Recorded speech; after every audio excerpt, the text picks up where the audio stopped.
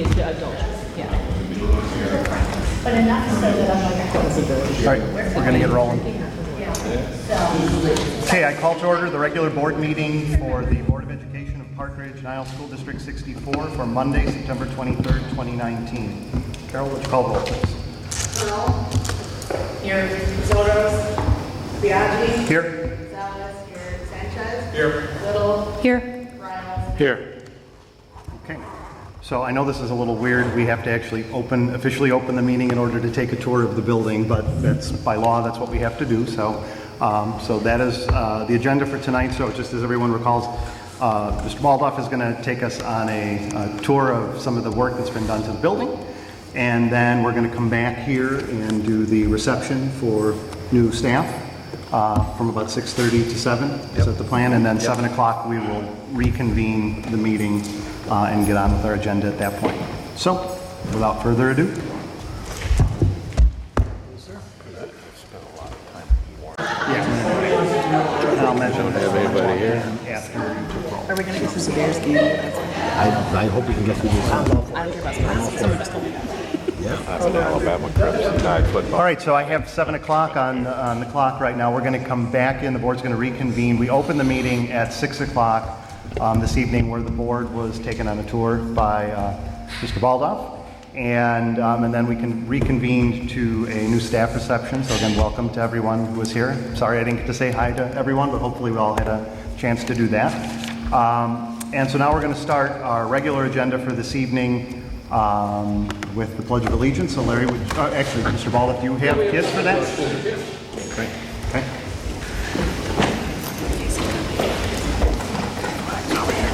The Pledge of Allegiance is being led by several of our students from our 5th grade classroom.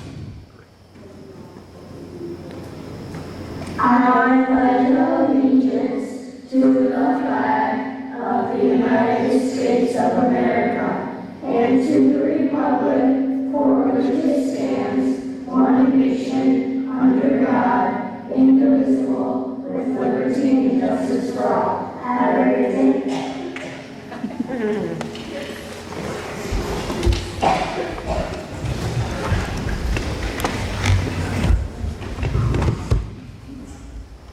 Okay, floor is yours. Thank you. Well, welcome Board of Education, Dr. Olson, district administrators, Carpenter staff, community members, building administrators. Welcome to Carpenter this evening. My name is Brett Baldoff, and I'm here with my assistant principal, Miss Emily Crehan, and we're just going to share a little bit of information about Carpenter with you tonight. We're going to start with some fun facts about Carpenter. Our school mascot is a Carpenter Cougars. We have 449 students this year and 78 staff members. And this year, our theme that our staff came up with was CA Wow. Just trying to capture all those wow moments throughout the year. So if you are a Twitter user, you can follow us on hashtag CA Wow. So our Board of Education, we know that you went on a tour a little bit earlier that we provided, but we also wanted to give some highlights of some of the new construction that was done over the summer through some of our Carpenter student tour guides. Hi, my name is Brandon. Hi, my name is Andrea. This is our new office. After you do that thing, you can drop in the office Starbucks or talk to the stairs. We're going to give you a little tour of our office. Here's our wonderful secretaries. Mrs. Amos and Miss Carpio. This is our new conference room. That's not the office. And this is Mr. Baldoff's office. This is our teacher's work area with their friends over there. This is the student's office.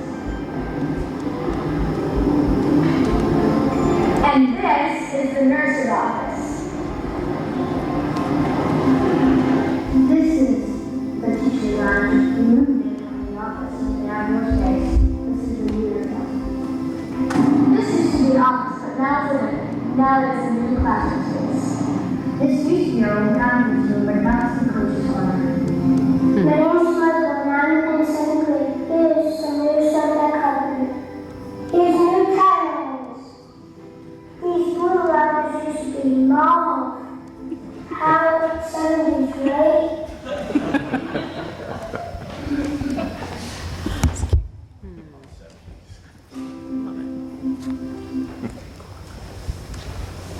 Our quality improvement team met over the summer. Sorry, I was parked close.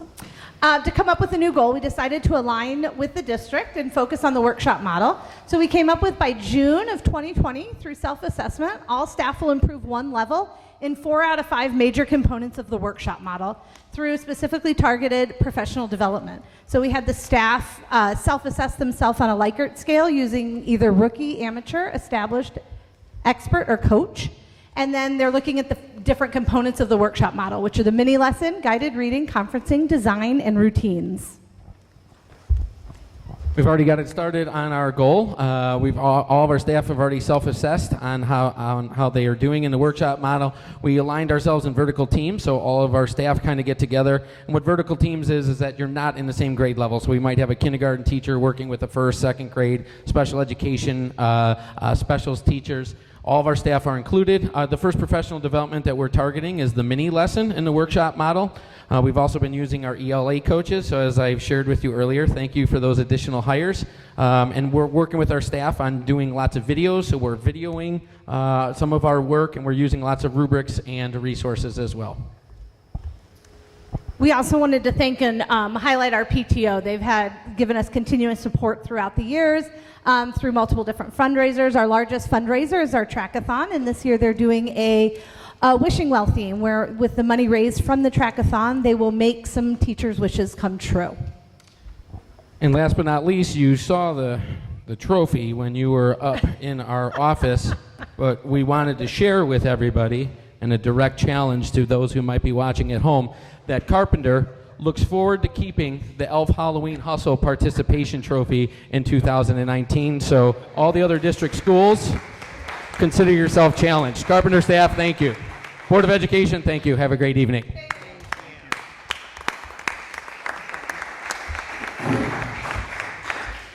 Okay.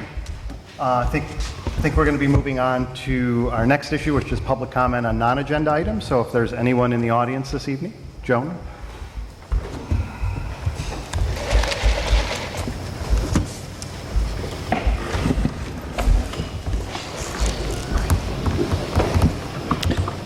John Sandrick, Park Ridge resident. At the Action Ridge Candidate Forum this spring, a question was asked of the candidates, had they looked at the PREA contract, and one of the candidates responded that they had been told by then superintendent that the contract had been gone over with a fine-tooth comb. My response is that comb was missing a few teeth. I've looked at it many times, and I hope the new board members, as well as the old, have looked at it as well, because I'm sure you're getting ready to, if you haven't already, you're going to be going into negotiations very soon. My take on it is that I think attorneys must be required to take a creative writing course in how to confuse and just totally muck things up. This is a terribly written document, and it is little wonder that there are side letters, and one of the things that in the synopsis was said that they tried to incorporate the side letters. Well, already in this contract that we're working under, there are 5 new side letters. That shouldn't happen. It shouldn't be necessary. Also, an important item, class size. When you go to page 18 of the contract, the board will endeavor to continue the range of class size, exclusive of special education classes, in effect during the 1984-85 school year. If I had to guess, we probably have staff members who weren't even born then.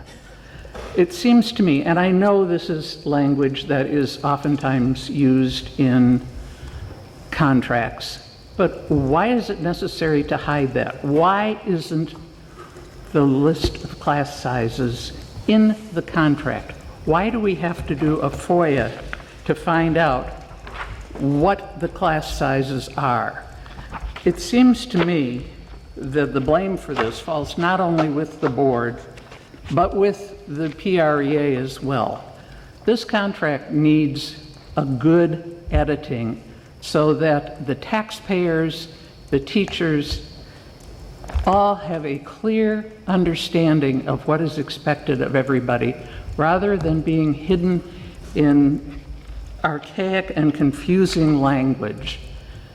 And maybe it's time for the attorneys to step aside and get some good editors, and maybe Board Member Little can help with this, because this is just totally unacceptable. And maybe you need to start with a working committee, maybe you need to start from scratch, I don't know, without changing the intent of the various items, but just put it in clear and simple 8th grade English. We have teachers who supposedly teach our children how to write. Maybe that's what you need, but this is gobbledygook, and it needs to be straightened out. Thank you. Thank you. Any other comments on non-agenda items?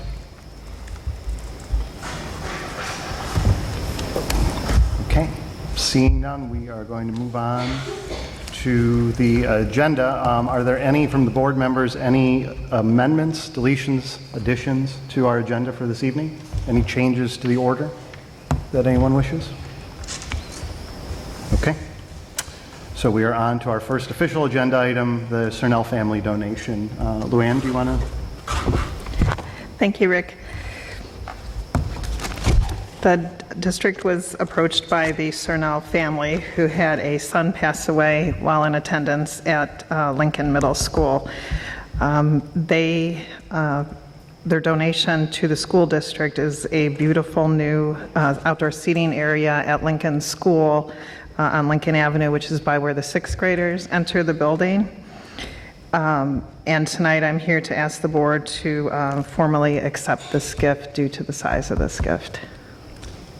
Great. So I just wanted to say that my wife and I are quite close with the Cernel family. It was a pretty devastating loss for our community, obviously for the Cernels. I know I've spoken with Mark and Tracy quite a bit about the project. They're thrilled that the district and Luann has been able to work with them and to get this to its almost completion at this point. They're really, really excited. It means a great deal to them to memorialize Ryan this way. So I appreciate all Thank of you. the help that you've given. With that, I do just want to, Tony, I want to bring up an issue that Mark, the dad, and I talked about, and you and I have talked about, you know where I'm going with this, but I'd like it for the record, because this issue's come up several times, that when someone, whether it's in a memorial situation like this, whether it's a PTO giving the donation, there's an issue of prevailing wage and whether or not it's applicable to a project where taxpayer money is not being used. So in this particular case, the Cernel family wrote the entire check. So not a single dollar, as I understand it, of taxpayer money, other than maybe some de minimis time of Ron's and yours, but nothing is really being used for that. And so it's my opinion, my understanding that the opinion of our council was that prevailing wage did not apply in that scenario, and that because of that, they were able to go out to bid. I assume that, I don't know how the process worked, but I assume that they went out to bid. Well, the chose their Cernels vendor. came with their architect, their landscape architect to us, but James Levy and Hodges Luisi and I worked on the formal agreement that the Cernels and the board will sign. And they went to the Department of Labor and got it in writing that for this type of project, we did not need prevailing wage, which was a pleasant surprise. Right. And so we did have the question a year ago, I guess it was, with the Washington playground, where it was similar, analogous issue where the PTO wrote the check for that, and if I recall correctly, it was a different Correct. Result in that prevailing wage did in fact apply.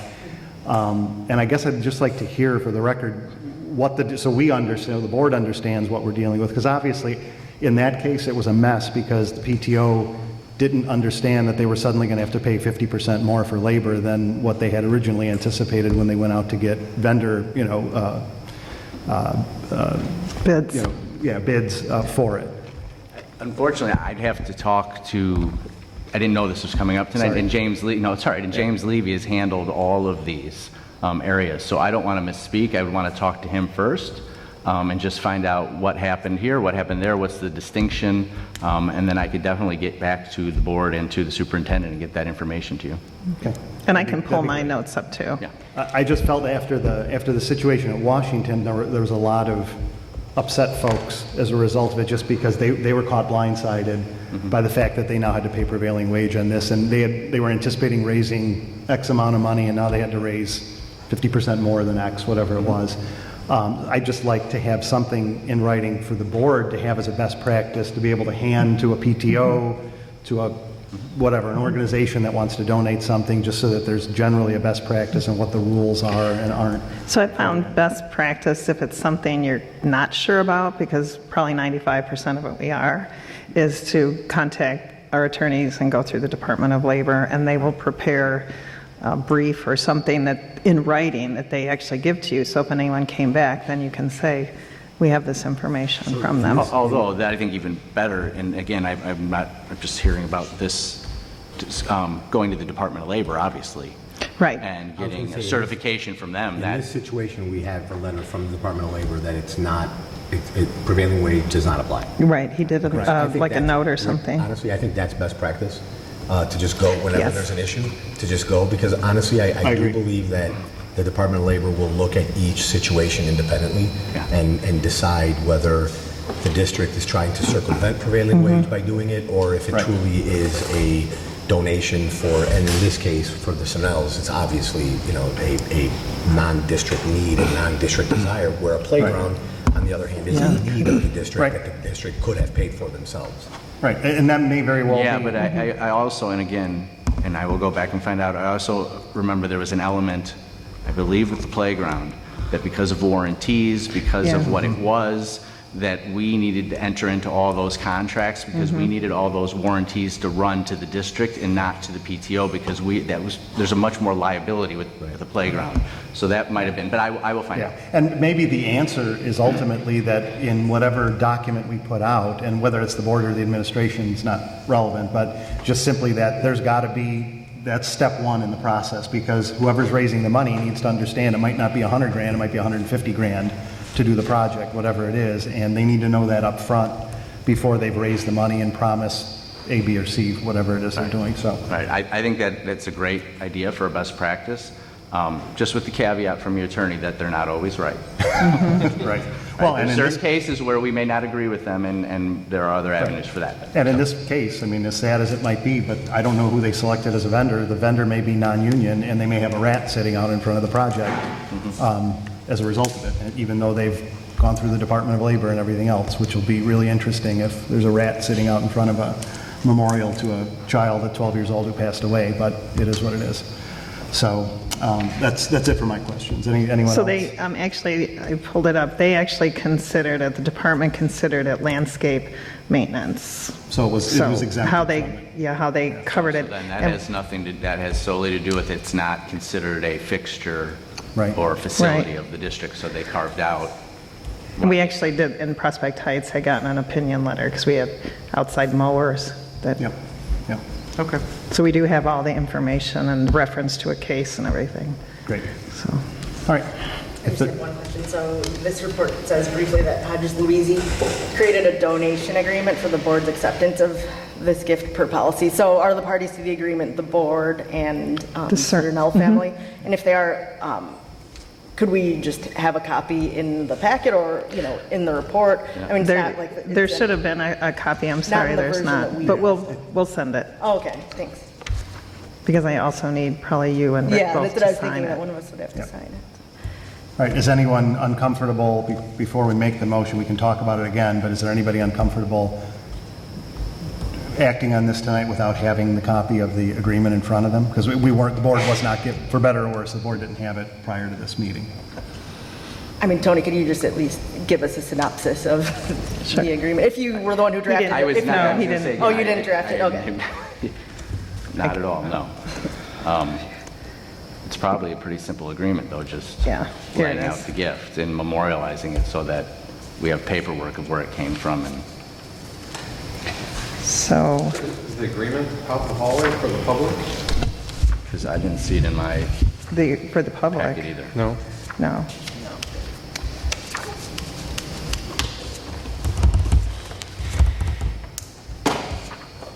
I mean, if you'd rather accept this in October, when you can see it, or? Well, I don't want, especially for the nature of what this is, I don't want I to know. hold this up, but I know this prior board's been pretty insistent that we have this stuff prior to voting and that it be made public prior to voting. Right. know I thought it was just in a the packet, snafu. I'm sorry. I'm not blaming anybody. So basically, I'll tell you that it is referenced, we did reference Board Policy 8:80, which allows the board to accept gifts donated by individuals and further requires board action to accept gifts in excess of $500.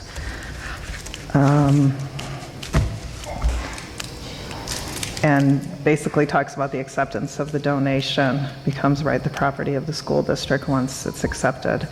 And then they had to comply with indemnification, insurance, I mean, all of the normal requirements that we require. It's also that the construction costs are all being borne by the donor, including fees and expenses associated with the construction of the plaza, including but not limited to demolition and construction costs, staffing costs, costs of supplies, and any reasonably necessary supervision and security. And that they would comply with all applicable laws, rules, regulations, and ordinances in performing under this agreement. Tony, there's no reason that this document shouldn't be public. No. There's nothing that's Not at all. there's no exemption. Not at all. No. All right, so I will vote, I'm happy to vote on this with the caveat that tomorrow morning this document's up on the website and that, it's made public. I'll forward it to Eric right now. I also feel comfortable voting for it with the same caveat, and with the caveat that once I read it, if I see something in that document that I'm not comfortable with, that you would be willing to accept my motion to bring it back. Yeah. It's a very simple Yep. whereas type document. All right, so with that, why don't we take a motion on this, and again, if there's any other discussion, we can do it after the motion's been made and seconded. I move that the Board of Education Committee, Consolidated School District 64, Park Ridge, Niles, Illinois, approve the Cernell family donation to the Lincoln Middle School. Tom has the second. Is there any other discussion on this? Okay, nothing from the board. Anything from the public?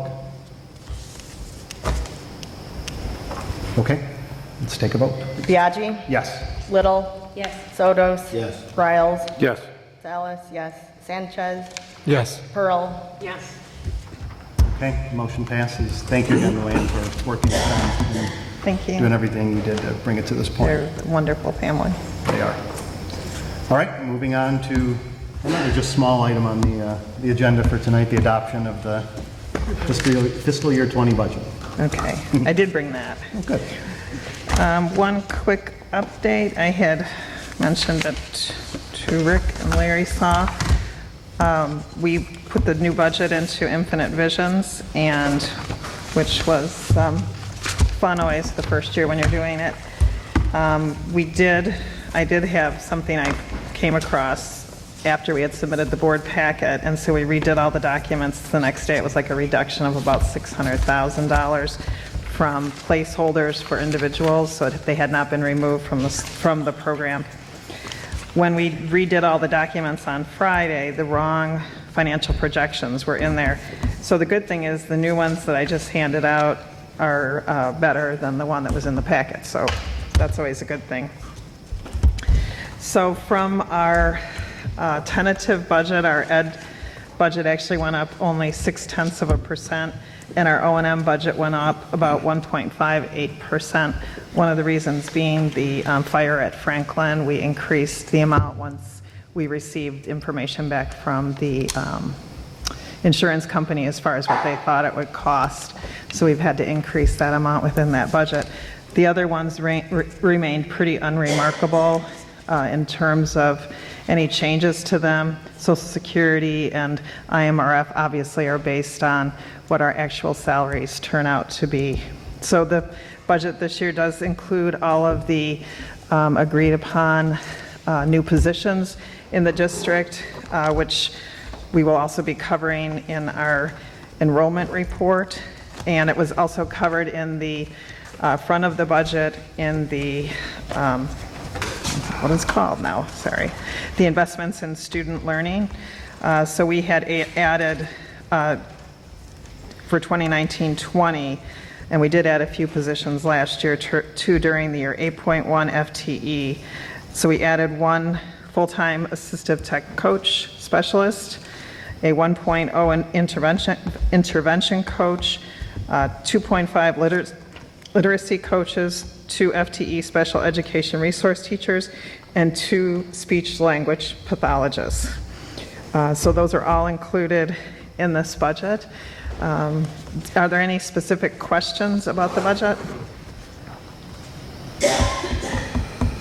I just wanted to highlight one of the things in your report about financial projections and the cash on hand, because I know this has been an ongoing discussion. So you're projecting, I'm looking at the numbers again, 48% roughly cash on hand with the proposed budget.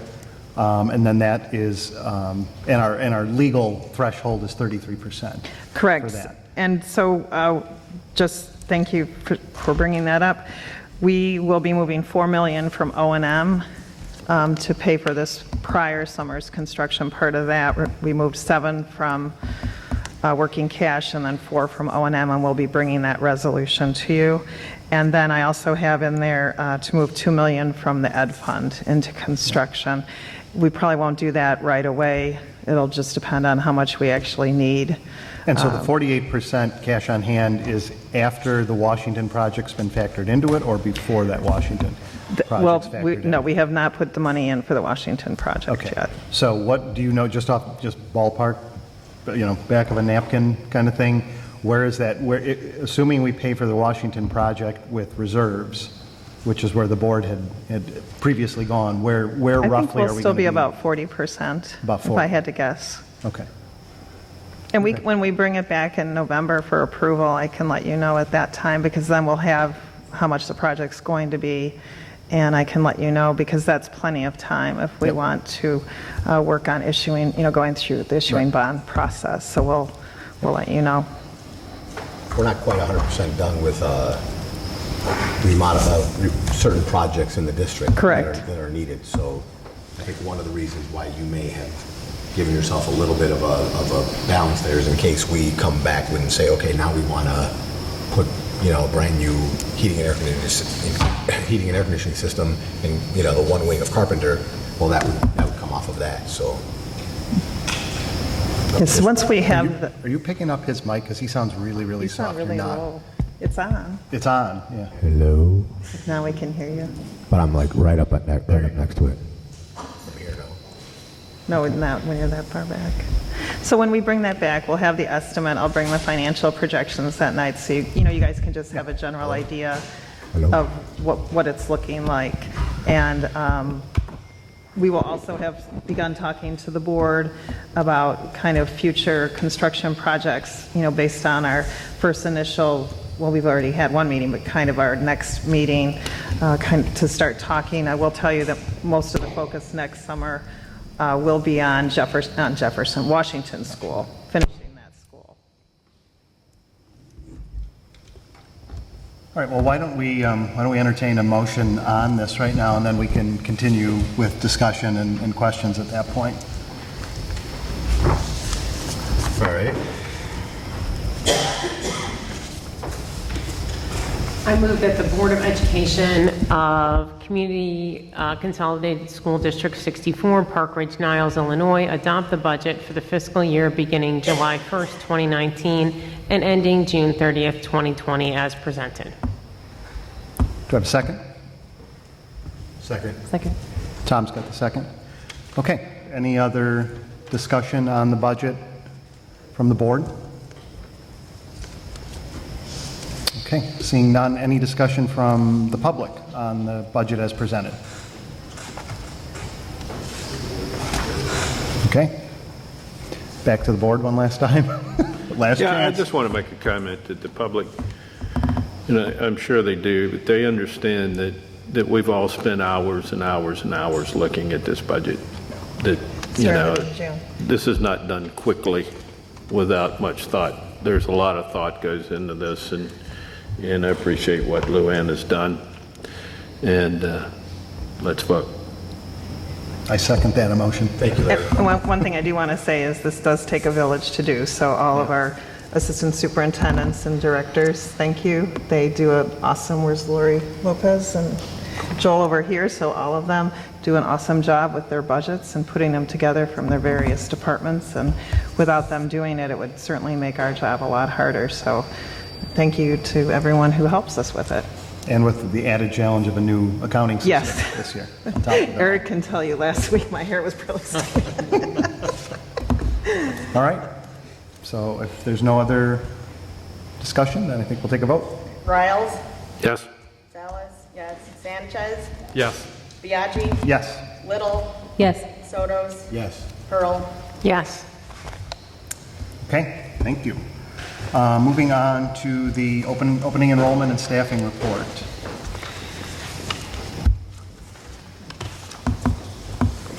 I know Luann, Joel's going to Is start. this mic working now or no?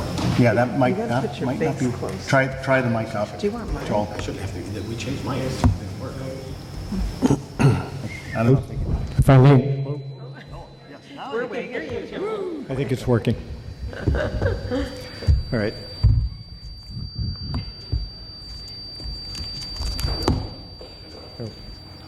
Feedback. I think they just don't want you to talk. That's good for me. It's a conspiracy.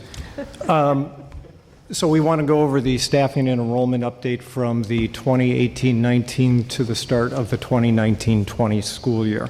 So as we pointed out in the memo that we provided the board this past week, as of August 31, 2018, our enrollment was 4,529 students. As of this September 3rd, 2019, we're at 4,604, so an increase of 75 students over the last school year. Buildings that saw the largest increase, and you'll see those correspond to the buildings that added sections, were Franklin and Roosevelt. Roosevelt being up 42 students, Franklin being up 36. Field was up 18, but stayed status quo. Our middle schools were down slightly.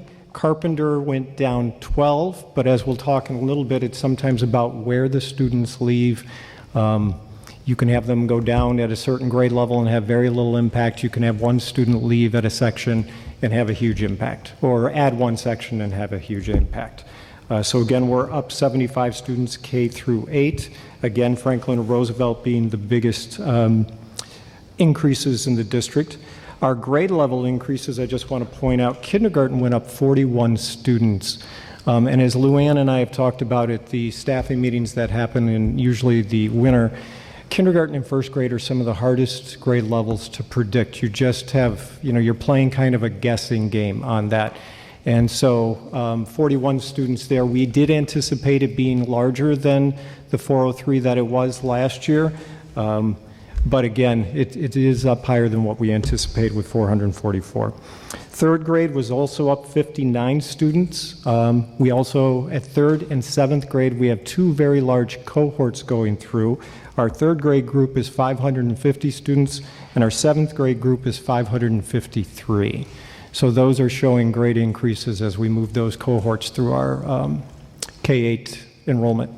Joel, I just have a quick question. With kindergarten increases, is there any correlation to real estate transactions in Park Ridge? And because you can't necessarily say that it was somebody who moved in the year before or even 6 years before, I guess. But do you have? I know we look at real estate transactions in town. What is there a correlation? I'll also speak with Luann. I think our demographer also, Dr. McGibbon, talked about the fact that that has an impact on your enrollment. When you're turning over homes in a community, your enrollment stabilizes or increases. When you're not turning over homes, that's when you have the enrollment that you start to see go like this. So I would say probably what you've seen is within our economy in the last couple of years, 4 or 5 years, where things have been going better, that probably shows why our enrollment is moving up. And we'll also talk a little bit at the end, and I guess I can bump it up to here. While we were off Our cohort survival projection model was off by about 50 students. We did predict an increase. Dr. Jerome McGibbon also predicted an increase. It just went above what both of us predicted. And if you look at his staffing enrollment for the next 4 years up through 24-25 school year, he has us increasing every year up until that point. Then we start to plateau and have a slight decrease. So I would say unless things dramatically change, my guess is we will see that increase. But I don't know, Luann, if you want to comment on that also. So this is just a phenomenon that you see, and as you can imagine, in the crash in the late 2000s, people were not moving. They were not relocating, maybe to the south after they retired. So there was very little movement in real estate, as we're actually seeing right now is a big slowdown in real estate also. But at that time, once the economy started to turn around, people started to relocate. People with families started moving in from the city and other places. We saw tons of tear downs in this community. But when you drive around now, you see a lot less. The thing about our school district, which is very unique from any other one I've worked at, is we pick up kids at the oddest grades. And I mean a lot of kids. Like picking up all these fourth graders, at Washington School, when I sat here and said, there's no way we're going to pick up, 6 or 7 fourth graders, and they materialize. But we didn't pop any other bubbles at Washington, despite we hope opinion that we were going to. But it is an interesting community because we see that. Typically, you see that at first grade and you see it at sixth grade. Kids coming out of private kindergarten, which is a lot of what we see here, and then kids coming potentially out of maybe parochial school. They're going to go to public high school. The parents want them to go to public middle school, so they get involved with that. But the net, just for the record, the net at Washington, despite all the angst, was a -2. Right, correct. Last year. I believe we saw the biggest change Roosevelt and Franklin. Now, I've gone to planning and zoning several times, and I've talked about community impact fees, and I personally believe that odd increases in the odd grades. We're building more condominiums and townhouses in Park Ridge than we ever have before. So we're making it possible for some families to move into Park Ridge, and I've tried to get numbers that have come from the building of the condominiums in Park Ridge. And I wonder if we could connect that somehow. I have that from the TIF. I can tell you from the TIF. We've been told several. Hello? It's not working again. We've been told several times that the impact from those new construction are not impacting our schools. I do agree with you, Larry, that I would like to actually see the reality of that, if it's true or not. I find it very hard to believe that a more affordable condo would not impact our schools with families who are just getting started with their lives and are, buying their first home, which would probably make it a little easier. This isn't even working. Maybe they don't want to hear from you. So I agree with you, Larry. I'd like to see that as well. What I would like to see, Luann, on this, or what I'd like to see on this, is a column that shows. So Franklin and Roosevelt are up. Plus 36, plus 42. What is the total amount of students, would be 687 at Roosevelt. What is the capacity at that school? Is it 687? Is it 702? Is it? Sure. So I'd like to see a column of the capacity. Sure. Because this chart pretty much reinforces what I was saying when I voted no for the Washington addition. And I didn't vote no for the Washington addition because I didn't think Washington needed an addition. I voted no because I felt that we needed a more district-wide plan on what we should be doing. And this is kind of lending credence to the fact that we might be hearing from Franklin and Roosevelt families really soon. So Roosevelt, remember, additions as well. We added 2 classrooms at Roosevelt when we did the construction in the library.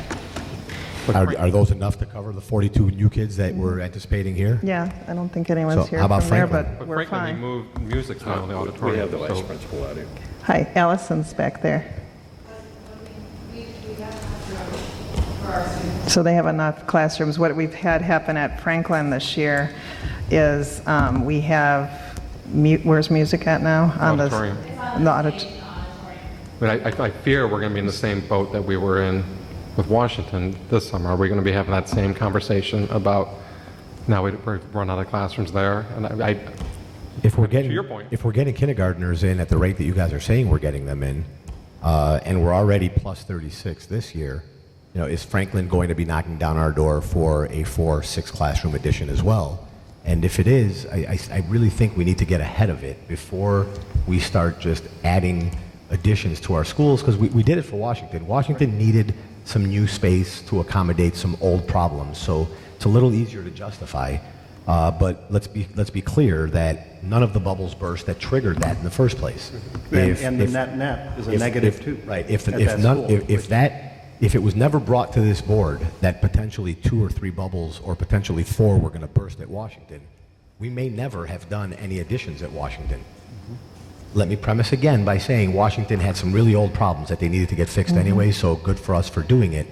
But Franklin doesn't have really old problems. Roosevelt doesn't have really old problems. We need to really consider what we're doing as a district as a whole before we start worrying about or getting pigeonholed again into building stuff that we may not need, or we may not need in the future, or we may overbuild or underbuild. So this just kind of reinforces what I was saying. Well, I mean, it's not just putting additions on, but it's the ugly redistricting word. Right. Because we have some buildings that's enrollment, this building, for instance, that is quite low. Right. Yep. And I would agree. I would think, as Tom has stated many times, analyzing, coming up with a plan, getting ahead of it is the right thing to do. Right. Yep.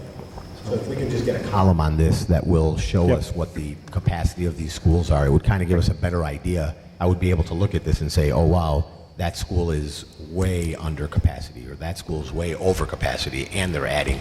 Now I don't really know because I don't know what the But what full we can do is capacity give you a number of regular classrooms, because if we start getting into all the little spaces, it's like, how do we? Well, doesn't the school have a capacity issue? Of course. Like, it's We got a have- capacity, what it can actually hold. Yes, of course we do. Yeah, we can add that column for you, Tom, not a problem. The capacity, though, is much higher than you would ever put in a classroom.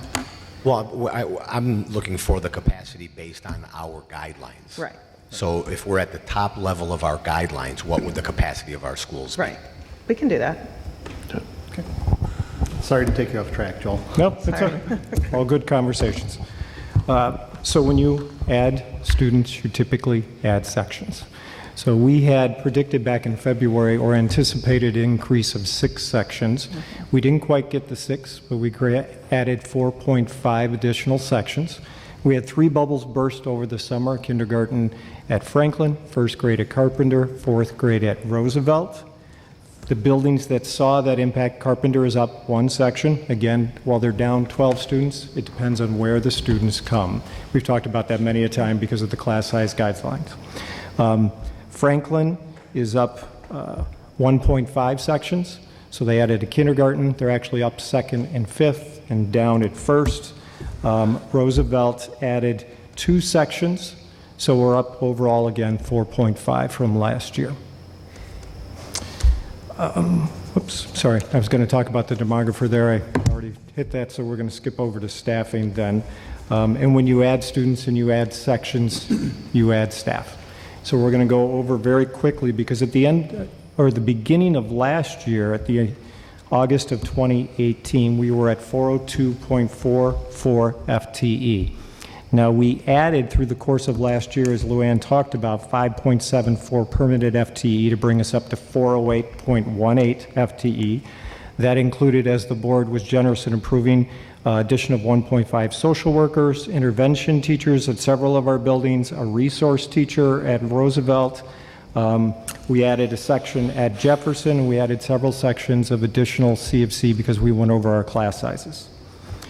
So we were at 408.18, and this year, at the end of that year, we're at the start of the 2019-20 school year, we have 421.28 FTE. So we increased 13, basically, FTE. And where you see that FTE coming from is we added 8.1 new staff. which is the new staff that Luann outlined. The assistive tech teacher, who's a 0.6, an intervention coach, our literacy coaches, 2.5, 2 special ed resource teachers, 2 speech language pathologists, that gave us our 8.1. We then went up the additional 4.5 sections. We then added 0.5, which is all the other additional that comes with that. CFC, some of our specials, that brought us up to that 13.1.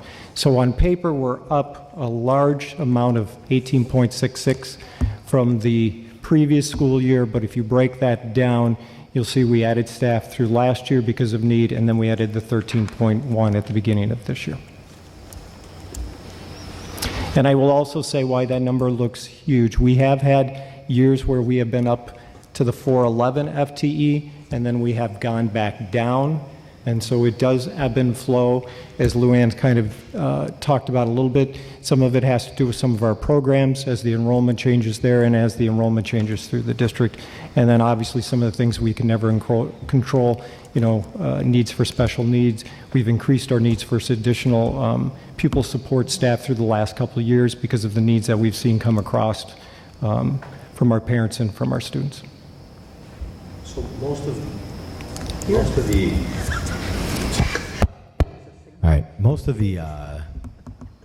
the staffing is self-explanatory, but the large 8.1 additional approved positions. Yes. You have a quick breakdown of what those are? Sure. It was the 8.1 is we added a 0.6 assistive technology staff. We added an district intervention coach. We added 2.5 ELA literacy coaches this year. We added 2 special ed resource teachers and 2 speech language pathologists. Thank you. Yep. Okay, any other questions for Dr. Martin? I think this would be great to communicate out just the additional supports and staff that were hired. I just think just so people, not that I know it's in the meeting here, but just to really let folks know. Do we post the numbers of the enrollment on the website somewhere? It used to be on the dashboard. I believe it still is. Sort of in this form, do we do what we have here, what the board got? I know this was publicly available in the packet, but the only reason I ask is that throughout the whole Washington fiasco, I was getting instant message by people with, hey, I got a secret picture of this enrollment report and this enrollment report, and these were parents, and there was a lot of information and misinformation floating about the community at that time. And I'm just wondering if this is something we could do, not only as a postmortem like this right now, but maybe some during the process where we have that out there for the public to see. Because I will tell you, there's a lot of people calling, several people calling for the demographer's head. There's several people, which again, whatever, it is what it is. But I've personally gotten contacted by numerous people in the public about it.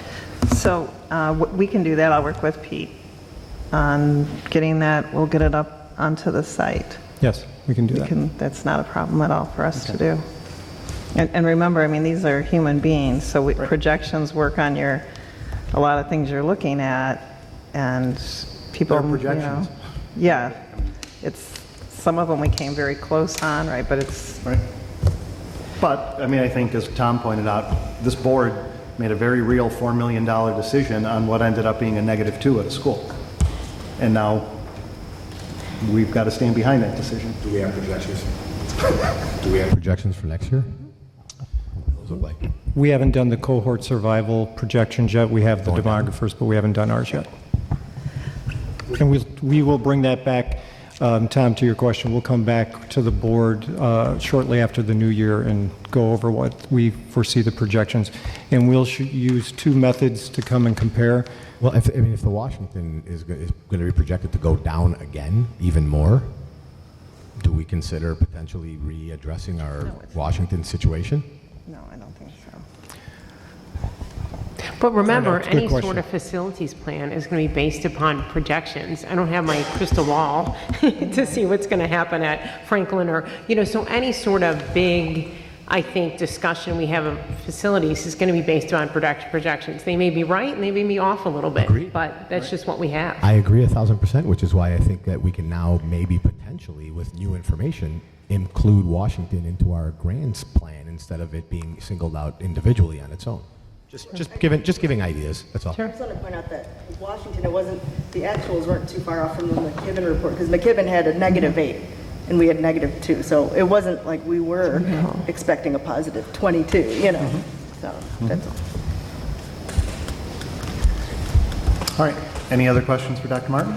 Do you want, when we come back next month, right, we're talking about construction and kind of our update, do you want us to bring some type of first look at enrollment projections for next year? Yeah. I won't have McKibben's probably, because I have to send him the September 30th, but I can show you what mine look like based on what we have right now.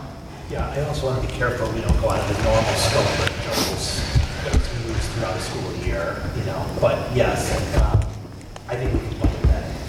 Yeah, because I'll be putting the numbers in and updating this. So is cohort. McKibben updating its February report periodically, or are you just using the? So once I get we use like a September 30th number, because we used to report to the state on September 30th, and so it's like a line in the sand. So once I have those numbers, then I put it into my cohort survival model, and I can see what it's going to look like, and then I send it to Dr. McKibben. Mm-hmm. You send him the numbers, and then his projections are updated. I just didn't want to get into something where every month we're now. No. And this board doesn't make decisions that if we see that there's going to be 20 more students in a building, we're suddenly going to approve a construction project. Right. For the summer. We don't operate on that. We operate on long-term pieces.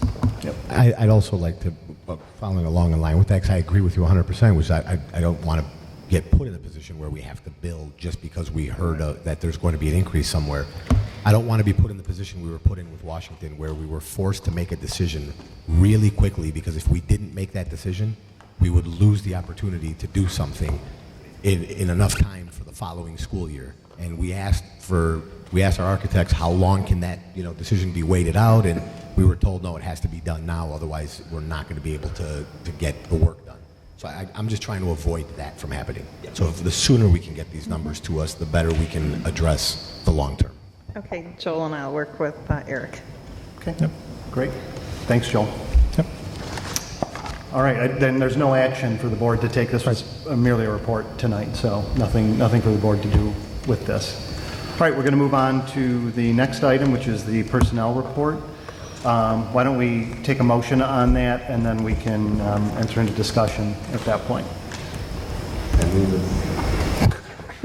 I move that the Board of Education of Community Consolidated School District 64, Park Ridge-Niles, Illinois, approve the personnel report, noting that the personnel report is based on the recommendation of the superintendent and not upon the board's direct knowledge regarding any of the specific individuals selected for employment. We have a second? Second. Denise has the second.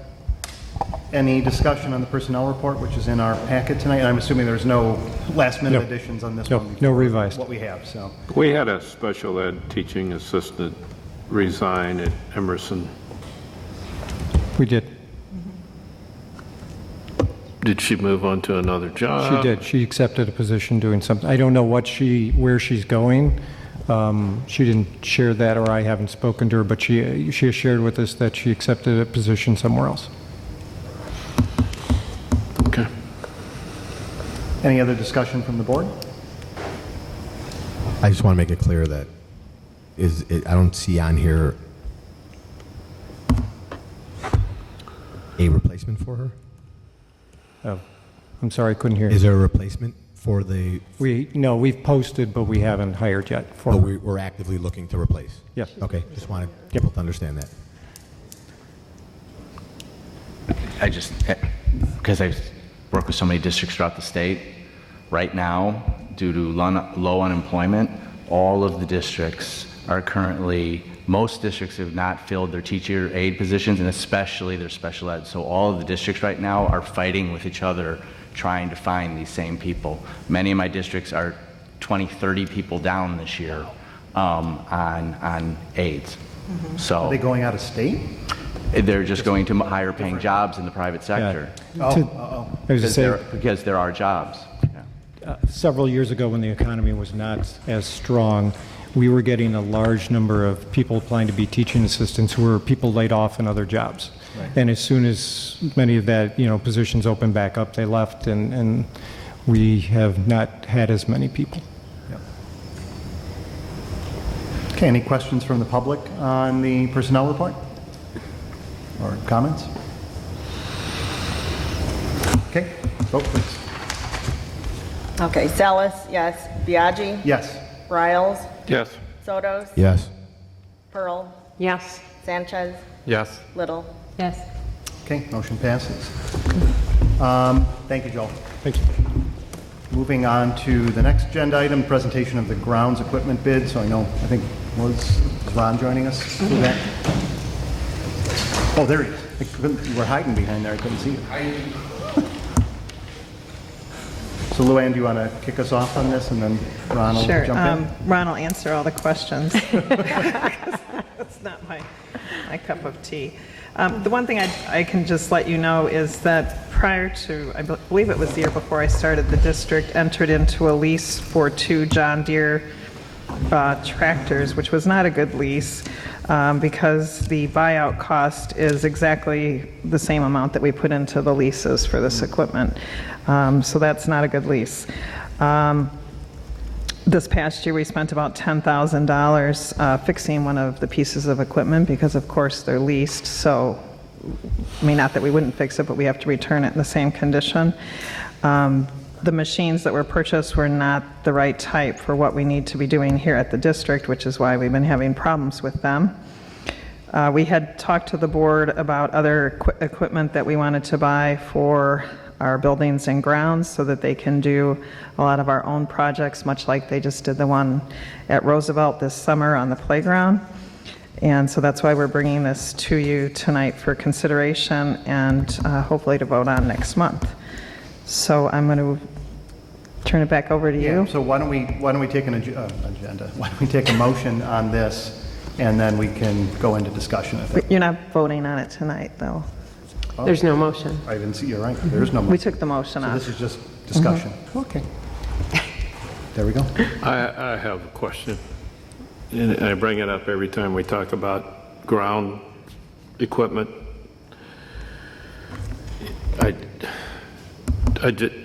Park District, the City of Park Ridge, and Public Works have some of this same equipment. And I just believe that there has to be a way, and I brought it up before, where we could all put our heads together and loan equipment back and forth across the city. It'd save the taxpayers money. I bring it, and I'll bring it up the next time. I've had a conversation with the mayor about it. We've talked to the Park District about it. I just believe there's a way to do this better than we're doing it. We do borrow equipment from the Park District as they borrow equipment from us. The problem with this type of equipment is unless we want to plow our sidewalks and everything at noon when the Park District is done, it's a real problem because we all want to plow at the same time and do our work. You have the problem that nobody wants to be responsible for breaking somebody else's piece of equipment during that time of year when it's mostly needed. It'd be awful hard for me to come in front of all of you and say, you know what, our brand new toolkit that we use exclusively for all this work, we can't use right now because I loaned it to the Park District so that they can do their sidewalks, and now we don't get ours done.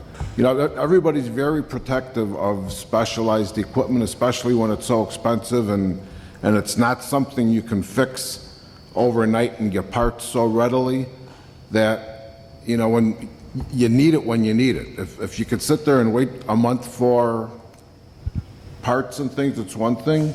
Or if it's something that we're going to go out and dig a hole over the summer, I can plan that with the Park District and say, can I have it the first week of July? But when there's blizzard conditions out and sidewalks need to be done and everybody's buildings need to be open by 6 o'clock in the morning, it just realistically doesn't work to swap equipment back and forth because everybody is trying to get their work done at the same time. So maybe not, but I mean, it's hard for me to believe that, for instance, the community center. It's hard for me to believe that, we couldn't come up with some sort of agreement where the park district could, instead of stopping at the teacher's parking lot of Washington, take the next 10 minutes and go around the corner and finish it up. There's got to be, I would like there would be some sort of intergovernmental task force. We have met with them. I mean, it really I would like to is a see board problem. members and city council members and park district board members, commissioners on some sort of committee so we can flesh out how is it that we can avoid having the taxpayer, like Larry said, buy the same tractor 3 times. So can I ask a question? How long have you been with the district? Me? Yeah. Just over 4 years, 4.5 years. Anyone in this room that's been here longer than me? Because it seems like every year we have this exact conversation. Yep. And every year I hear the same reasoning for it. And truth be told, I agree with it. I agree with the explanation. As much as I would love for there to be intergovernmental agreements for all this stuff to work perfectly so we can save money across districts, if we're talking about a backhoe or a hole digger, sure, I agree we should work with the city, the park district, and everybody else because it's a random act. You need to dig a hole today, okay, I can hold off a day to dig my hole, you dig your hole tomorrow. But we've had this conversation about snow removal equipment. We have to have our sidewalks and our parking lots done at a specific time, every day. If we don't, we are going to hear about it. Not only are we going to hear about it, we're putting our kids and their parents in some sort of jeopardy. The city has the same problem. They have to get their sidewalks, their streets done, and we all know that it takes a long time to get Park Ridge's sidewalks and streets taken care of, or their streets taken care of. Where the city is limited in their resources as well. The Park District may not be as limited. However, the Park District also has their desires. And unless the Park District is willing to enter into an agreement with us where we get the priority and we get to do our stuff well before they do their stuff, I don't see any intergovernmental agreement working on specific situations that none of us can control, the weather and conditions. We had the same discussion for the grass maintenance. Again, we have to cutting the grass, probably we can share a lawnmower because you can cut yours today, we'll cut ours tomorrow, we put ourselves on a schedule. But there's a short window to aerate, there's a short window to overseed, there's a short window to do your any type of treating that you might want to do. And again, one of the 2 governmental agencies is going to have to back down and say, okay, we'll do ours second to your first. And so that's one big hurdle to get over. The second hurdle to get over is you loan your neighbor your lawnmower, you're hoping to get it back in the same condition that you got it when you gave it. If your neighbor breaks your lawnmower, you can go a week or 2 while it's getting repaired before you have to, or your snowblower before you can shovel your snow. We can't go out there and shovel our driveways or our sidewalks. So if our machine is broken because somebody else broke it or overused it or used it in the wrong way, we then are going to incur a cost to rent equipment to get our stuff done. So until we can create a task force to try to create an intergovernmental agreement that'll work for everybody, we can't just stop. So this goes back to what I was saying earlier. We either have to start being way proactive and doing these things before a request for $100,000 of equipment comes to us. But now I don't feel like I have an option. Here's my point. The taxpayers deserve the conversation. Yeah. Yep. That's my point. And I've had informal discussions with the mayor, park board, president of this board. It's a conversation that needs to happen, especially in today's time. If we need to put this committee together, because I'm going to keep hammering that, because I believe that we can get a representative, the board president here, the mayor of Public Works, the park board director, maybe even somebody from the library. There are ways to conserve within this community. And if that's where we start at, fine. but there are other places to go with this conversation, and the taxpayers deserve that conversation. So Are you making a motion that we create a... We can't. board? Can't do it. You can't make a Are you motion. making a recommendation that we create a board committee that will... Well, so here. I'm making a recommendation that the board president reach out to the mayor. So, two things. One is, I agree with Ron's comments because but I agree and I disagree. I agree that what you're talking about, what your concerns are valid under the current structure. But we're talking about creating something way outside the box. I mean, the discussion I had with the mayor, and I know Larry's had as well too, is creating a consortium of governmental bodies that own equipment, that have potentially even personnel within the consortium, that go around and do non-essential, well, I shouldn't say non-essential things, but things like, not like plowing the streets, but plowing sidewalks, cutting grass, fertilizing, things like that. And it's a separate unit where each of the governmental bodies is kicking money into and is running it that way. I know it's unheard of and it's not really done in a lot of communities, but it's a discussion that, as Larry said, the public's entitled to have and should have, because we're spending way too much money. I saw it for 8 years at the Park District. We were buying equipment like it was going out of style, and I used to put up the same fight over there. We used to have the fight with buy a $100,000 van when 207 has 17 of them sitting in the lot over there, never being used. But the Park District had to buy a $100,000 van so they could transport kids around for, it's ridiculous. It's not never being used. The golf team use it. I was there the other day. My daughter's on the golf team, 2 of mine. I know they are, but there's a lot of times so when... the never, Rick, is not, accurate. And I think if it's unheard of, why don't we see if there's a community doing it, let's find it. And let's learn from that. If it's happening, we have to be not the only community that's thinking of this. Park Ridge and Niles, they're not that unique. So if it's happening somewhere, let's find the model and then see if it can be adopted here. But if it's not, there might be a reason it's not. There are communities out there too that are consolidating efforts for contracting. And, volume reduces price. And I talk about all the time about, we were talking about lawn care, and we go out and we have a contract and they have a contract and Public Works has a contract, and they all, volume reduces price, which benefits the taxpayer. And again, back to, these are conversations that need to take place. So if the board's willing to entertain this, I'll reach out to the mayor tonight or in the morning, and we'll start. He and I have been talking about it. I know Larry has as well too. We've been talking about this for months, if not years, about kicking this idea around. And I know there's people at the Park District that are willing to at least sit down at the table. I'm talking from elected officials' perspective, getting elected, 2 from here, 2 from there, 2 from over there, and everybody's sitting down. And it's not just about buying lawnmowers. It's about everything we buy. Fertilizer, whatever, paper, whatever it is, it doesn't matter. There's no reason that everybody should have their own contracts and be getting their own prices when we're buying the same stuff. So it has been years? I've been talking about this since I've been on the park. No, it has been years, and I am 100% with anyone at this table making it actually happen, because we've been talking about it for years, and it does, nothing happens. The city does nothing, the park does nothing, we do nothing, and then we keep asking for new equipment, which we need, and then we have this discussion over again on why we should or shouldn't buy it.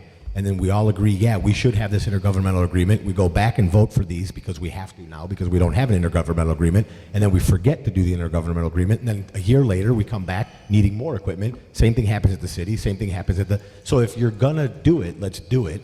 Let's talk about it. Let's figure out if it's actually going to be cheaper, because I'm going to venture to bet that at the end of the day, it may not. If you're going to have to buy multiples of units, and if you're going to have to hire people to work those units, because I'm assuming that we're buying these machines and we're going to use our staff, our maintenance staff, to run them. If we're going to have this other, at the end of the day, you may see that it's not a savings to the district. And if it's not a savings to the district, as much as I love the Park District and the city, since I live here, it's not our job to subsidize their needs or their deficiencies. So, and only if it's going to save our district money should we be involved in that conversation. So is there interest from me approaching the mayor tonight or tomorrow morning and starting the conversation? Yes. I don't think there's a negative in starting the conversation. Okay. Sure. Should we bring this back for approval? Well, I was going to say, one way or the other, you've got, because we don't have a motion on the table tonight for this, right? So when were you planning to bring it back, at the next Well, meeting? we've got to get it approved as soon as possible. It's like 45 days to build the equipment. How long do you think you can go without this equipment? Can you go one more season without this equipment? No, we have to turn the tractors Well, back in. The the lease lease is up So January. we're either going to release No, or we would not purchase? release this equipment. No, this I would would be a never this is recommend you purchase. buy it. And you don't think that we can get an intergovernmental agreement decided in a matter of a month or so? No. No. Well, let's I put think it the this only way. thing that would be worth- Someone's going to have to buy equipment Right. because you're not going to have enough equipment. Right, we're not going to have it, period. So but I think the only thing that we could probably do in the really short term is poll the city and the Park District and maybe 207 and see if they're also buying similar equipment, and maybe if there's a cost savings in buying 5 units instead of 1 unit, maybe that's about the best we're going to be able to accomplish in the next So we did go 3 out weeks. to bid for this equipment too. We did a formal bid. Right. But do we buy, remind me again, do we buy through a buying consortium? So this part of it is, I think, being, What we did was, we put it out to public bid. We had the one vendor, Atlas, who was the Illinois Bobcat rep. Right. And Is this single source? This is not single source, right? We can buy it from multiple places. right. Yeah. he worked up the price both as part of a co-op pricing and an outright purchase without co-op pricing. And on the 2 pieces of equipment, the co-op pricing was less, and on any accessories, the direct purchase through Atlas was less money than the co-op was. So he gave us pricing both ways to compare and see what the savings are and things. And So does the purchase price here come with a maintenance warranty?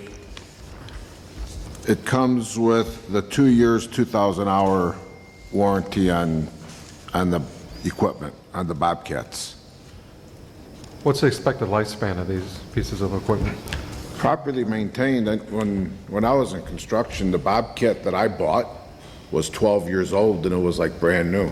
If it's, they're heavy-duty pieces of equipment. It's not like something a homeowner would buy.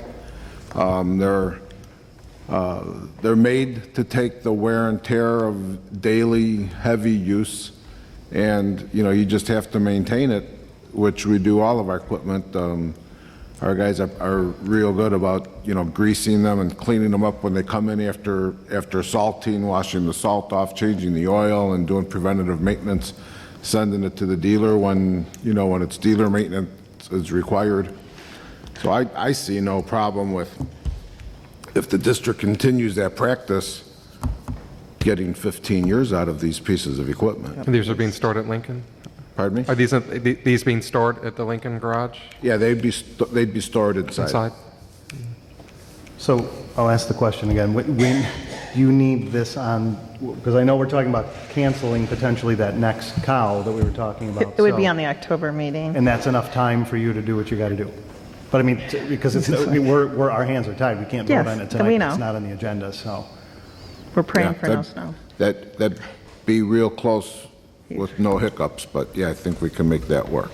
Also, at the next meeting, then maybe we should discuss the possible creation of a special board committee. Yeah. It sounds like maybe Fred and Larry, or I don't know if there are any other volunteers. I know Rick would, because I think, as we know that as individual people, we don't have any authority to discuss these things, so that's why we probably should create a special board. Well, I don't committee. think it's a special board committee because I think it's going to be an intergovernmental body. I don't even know what it is legally that Yeah. would be created in the city of Park Ridge, and members of various elected bodies would get appointed to it. So it's not our committee, Right. it's somebody else's. Yeah, Could be probably both. the only one can put this together is the mayor. Right. I mean, he's got to put it together, and I know he's on board for Well, just doing to that. investigate, so policy 2:150 says that we could create a special committee for the specific purposes or to investigate special issues. So if we think of this as investigating this special issue of, a possible new intergovernmental agreement for the sharing of equipment and all that sort of thing. But then you're right, the logistics would be hard to handle because Right. whose open meeting would it have to be, Right, I mean, again, I think we'd need to get you and Ansel Glink and everybody. I mean, yeah, the open, we can talk about it. There's a lot of things. I've got Yeah. labor, I've got bidding, I've got Yeah. contracts, I've got forming a advisory committee who's the administrative district. These are all the things that go when you're putting these joint agreements together.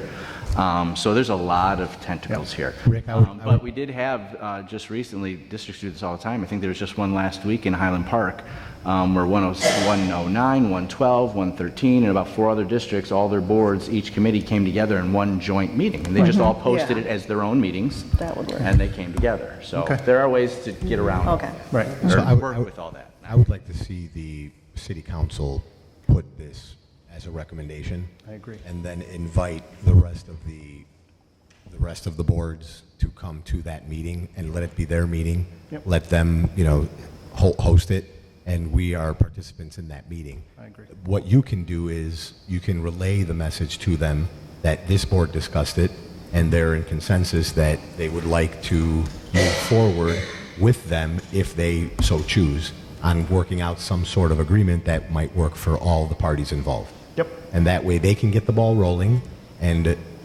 then we can jump in and do what we need to do for future purchases of these. Okay. I'm good with that. I'll reach out to them tonight or tomorrow. So again, you don't need to call an emergency vote for this issue. You No, can we'll put bring to it the back in October. Okay. All right. I'll check with Atlas tomorrow and double check on what delivery is, if it's ordered like the day after the next board meeting, see if we can get it in time to still turn in the present equipment on time on the lease terms. Right. So. Okay. I guess I'm not trying to point fingers, but I'm not understanding why there wasn't an agenda item or an action item on here tonight, because it sounds like there should have been, because Well, now we're we gonna took be it off behind the eight because ball. the board we had not brought it to you guys to look at first, and I don't really like bringing something and saying, hey, spend all this money, and we're not bringing it back, you're going to vote tonight. Okay, So- I want to make sure, it's, Yeah, this you is know, on us, it was okay, our choice. okay, all right. All right, any other comments, discussion on that? Ron, can you just share, just to help out a little bit, listed is here, both of the equipment can be used year-round. Like, give me some ideas on what it would be used for. Well, primarily, right now, the 2 John Deeres that we have, the only use we have for them is brooming and snow blowing the sidewalk. They're not heavy duty enough to do anything every time. In the last couple of years, every time we use them, one of the 2 breaks. The welds on them have broken many times over again that we're last minute trying to get somebody out to weld something or fabricate a new bracket or something. So we're looking at the Bobcats because, as I said, they're much more heavy duty. They're made for heavy day after day use constantly. So we can do the brooming. They'll have the buckets on them that you can do any kind of lifting, loading the salt and dirt and things for our buildings and grounds departments. They have the capability of using all the same attachments as our toolcat uses. So, like we just did the playground at Roosevelt, and we really could have used another tractor of another size. So that's why there's 2 different sizes on here: one for wider sidewalks, one for narrower sidewalks, one for heavier work than the other, one for getting into those tight spots and to the playgrounds and things, and one for doing the heavy lifting to load trucks. You can use them in the fields, pulling fence posts. It'd be a big addition to the grounds department. Is this equipment something that you think the city and the park district could benefit from in the future? Absolutely. Okay, so This is the I'm type of thinking equipment ahead. they would If buy. for some reason there is an intergovernmental agreement that can be drafted that will actually work, we can discuss with those other units to purchase on these from us as used equipment, because it will be at that time. And this way we can recoup some of the expenditure that we made, and we can add these to that new fleet that would be created from that intergovernmental agreement. If an intergovernmental agreement can't be made, then we have our equipment to move forward and take care of our things. But I think we can find a way to, if an intergovernmental agreement is made, and this equipment is going to be fairly new by the time that happens, I feel that we might be able to inject these into that fleet and then recoup some of the funds from, or that would be part of our donation to that intergovernmental agreement. So it'll be a net zero to the district. We're not going to lose by buying them now. Right. Just something to think about for our vote next week. Yeah, and this for like park district and city use, this equipment you could rent tree stumpers to put on the front of them. I mean, the equipment you could rent is, the list is a mile long. You can put so much different, So you can rent parts like an auger or... augers, stumpers, the jackhammers for taking out concrete and everything else. I mean, this is the type of equipment that a city or a public works or a park district would be looking to add to their fleet also. Okay. All right. Thank you, Ron. Thank you. All right, moving on to the next issue, which is the approval of superintendent's goals. So I think this is me to tee up here. So the board has met twice now in closed session to discuss the superintendent's goals. This was it was the first rodeo for the 3 new board members, but ironically it was also the first rodeo for at least 3 of the previous board members. Tom was the only one around, I think, for a prior review of the superintendent. So, and because Eric was new to the district and new to being a superintendent, we kind of had to have an organic conversation from the ground up on how it was all going to work and everything. So I think we've arrived at that. Everyone is comfortable with that.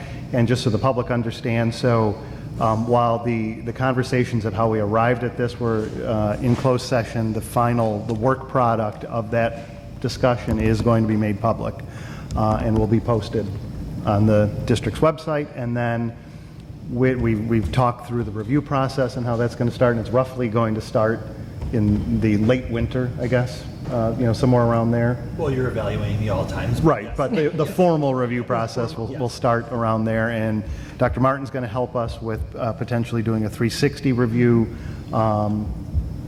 for Dr. Olson, and then the board will be conducting its review in the late spring time with a date certain to try and complete that by June, I think it was. Right. So with that, we have tonight the approval of the goals, so I'd ask for a motion right now for that, and then we can discuss if there's anything else to go over. I move that the Board of Education of Community Consolidated School District 64, Park Ridge-Niles, Illinois, approve the superintendent goals as discussed and agreed upon. Second. Rebecca's got the second. Any discussion from the board on what we have in front of us tonight? Dr. Olson, anything from you on that? We will, yeah, but I thought I'd just... Sure, yes. Can I share? Absolutely. All right. So first of all, I just wanted to point out there was a lot of research that went into each of these goals as we talked about. It was... You want to use the hand? Yeah, we'll use that one. Test. So there was a lot of research that went into these goals. The superintendent's profile that was built for the application process for me coming to District 64 was a huge piece. And talking with Dr. Hines and doing the transition work, all of the key stakeholders that I've talked with throughout the summer, and of course all my conversations with the board, all led to the pieces of deciding what these goals would be. There are several items that I'll go ahead and list off in a second, but I think what's really important and what the board talked a lot about is that what's really going to serve as an umbrella over anything, no matter what the goals are, is to increase the level of relationships in the district and improve the communication in the district. And if with those two things, the overall culture in the district, I think can be improved and would be my goal overall in everything that I'm doing. But in order to have measurable goals that we can actually look through and see the accomplishments as they're being built, there were 2 sections of this. The first is what is encompassed into my contract, which consists of 4 goals. The first one is to evaluate student performance, including but not limited to student performance on standardized tests, successful completion of the curriculum and attendance. 2, to review the curriculum and instructional services. 3, to review school finances. and 4, to report to the board on my findings as to A, student performance, and B, my recommendations, if any, for curriculum or instructional changes as a result of the evaluation of student performance. In addition to that, we agreed upon 3 other goals. The first is strategic plan maintenance and implementation. And my goal is to determine how the current strategic plan will draw towards completion while also beginning the process of creating a new strategic plan with the input of all stakeholders. Goal 2, evaluation of key district departments. Evaluate the following departments and report to the Board of Education the current status of each, including accomplishments and areas of growth, and those include curriculum and instruction, student services, personnel, business, facilities and maintenance, and technology. And Goal 3, develop a comprehensive district-wide facilities plan, as we've talked about tonight.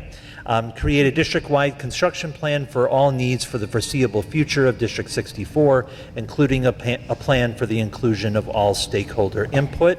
And I just wanted to thank again the board for all of their input and help in me designing these goals. So before I go to the public on this, any other comments after Dr. Olson gave his synopsis there? Anybody from the board? Comments or questions? No? Anyone in the audience? Anyone from the public that has any comments on the superintendent's goals? Okay. I think we are ready for a vote. Riles? Yes. Little? Yes. Sotos? Yes. Sanchez? Yes. Pearl? Yes. Biaggi? Yes. Salas? Yes. Okay, great. Thank you. Thank you. Thank you. Okay, we have consent agenda next. So there are several things on our consent agenda tonight. Before we make the initial motion, I just want to ask, is there anything in here that anyone feels should be pulled out and voted on separately, or is everyone comfortable with voting on them as a package? Okay. Oh, sorry, Tom.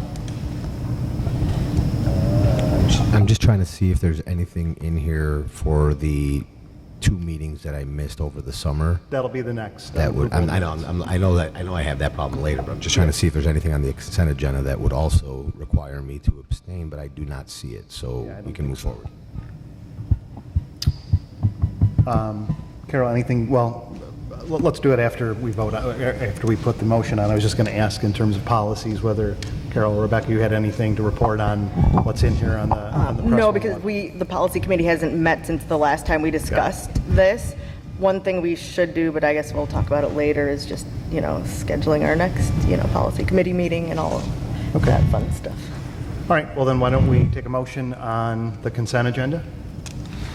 I move that the Board of Education of Community Consolidated School District 64, Park Ridge-Niles, Illinois, approve the consent agenda for September 23rd, 2019, which includes bills, payroll, and benefits, approval of financial update for the period ending July 31st, 2019, approval of financial update for the period ending August 31st, 2019, resolution number 1235 regarding the school district to pay certain invoices prior to the board approval at the October 28th, 2019 regular board meeting, second reading and approval of policies from Press 101, and the destruction of audio closed recordings, none. Is there a second? Second.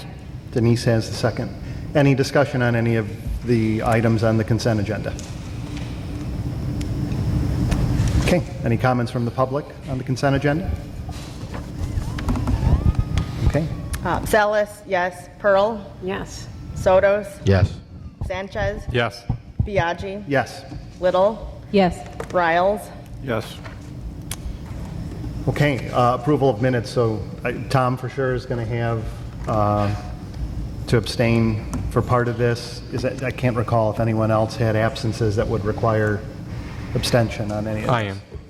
Fred, you have one? All right, so we can do one of two things. I'll read it separate. Well, we can separate them out, or you guys can just vote abstain. There's still 5 votes. If everyone else is a yes on these, there's still 5 votes, and you can just abstain. And we don't have to That's separate fine, that'll them make it out. easier. Yeah. That's fine, I'll abstain. Good. I move that the Board of Education of Community Consolidated School District 64, Park Ridge-Niles, Illinois, approve the minutes from the closed session on August 19th, 2019, the regular meeting on August 19th, 2019, the closed session on September 9th, 2019, and the special meeting on September 9th, 2019. Have a second? Second. Rebecca's got the second. Any discussion? I know 2 board members are going to abstain on this. Is there any discussion, any changes, concerns with anything in the minutes? Nope. Anything from the public? Okay. Okay, Zealous, yes. Little, Yes. Pearl, Yes. Sotos, Present. Sanchez, Abstain. Riles, Yes. Biaggi. Yes. Okay, unless you thought we were going to just roll right out of here and get done with the meeting really quickly, we are going on to... Sorry, yeah, tricked everybody, didn't I? The adoption of the board agreements. So this is a continuation of the conversation that took place at our last meeting. So I believe what we have in front of us is a revised version based on comments that the board had at the last meeting. I will bring up one that appears to have been resurrected that I don't think was where the board came out in it, but we'll see. But everything else, at least from my vantage point, looks like it was where the board had directed things from the last meeting. So my concern is... Just to say, one little thing to point out is that depending on the version you're looking on there, it still said operating principles, and Denise kind of pointed that out to me. So we've changed them all to be operating agreements. So we just changed it, and that should be reflected in depending on what version you're looking at. It so is. just wanted to point that out. Okay. So I think the 2 controversial things, I mean, again, unless anybody else has anything that's controversial or wants to talk about, I think the 2 biggies are both under Section 2, and that's the information discussed in closed session will remain confidential, and then the individual board members may not use any media to express entire board views. So I guess my concern is that I was under the impression there was a majority of the board that had struck the entire previous line item about closed session and that we weren't going to say anything about it, and now we're back to information discussed in closed session will remain confidential. I thought we agreed to strike it too. I don't know if it was just an accident. Okay. So I'm not sure how it came back, but I guess since it's back on here, we either need to restrike it, or if we're going to vote on it, then there's going to be a vote with several no's.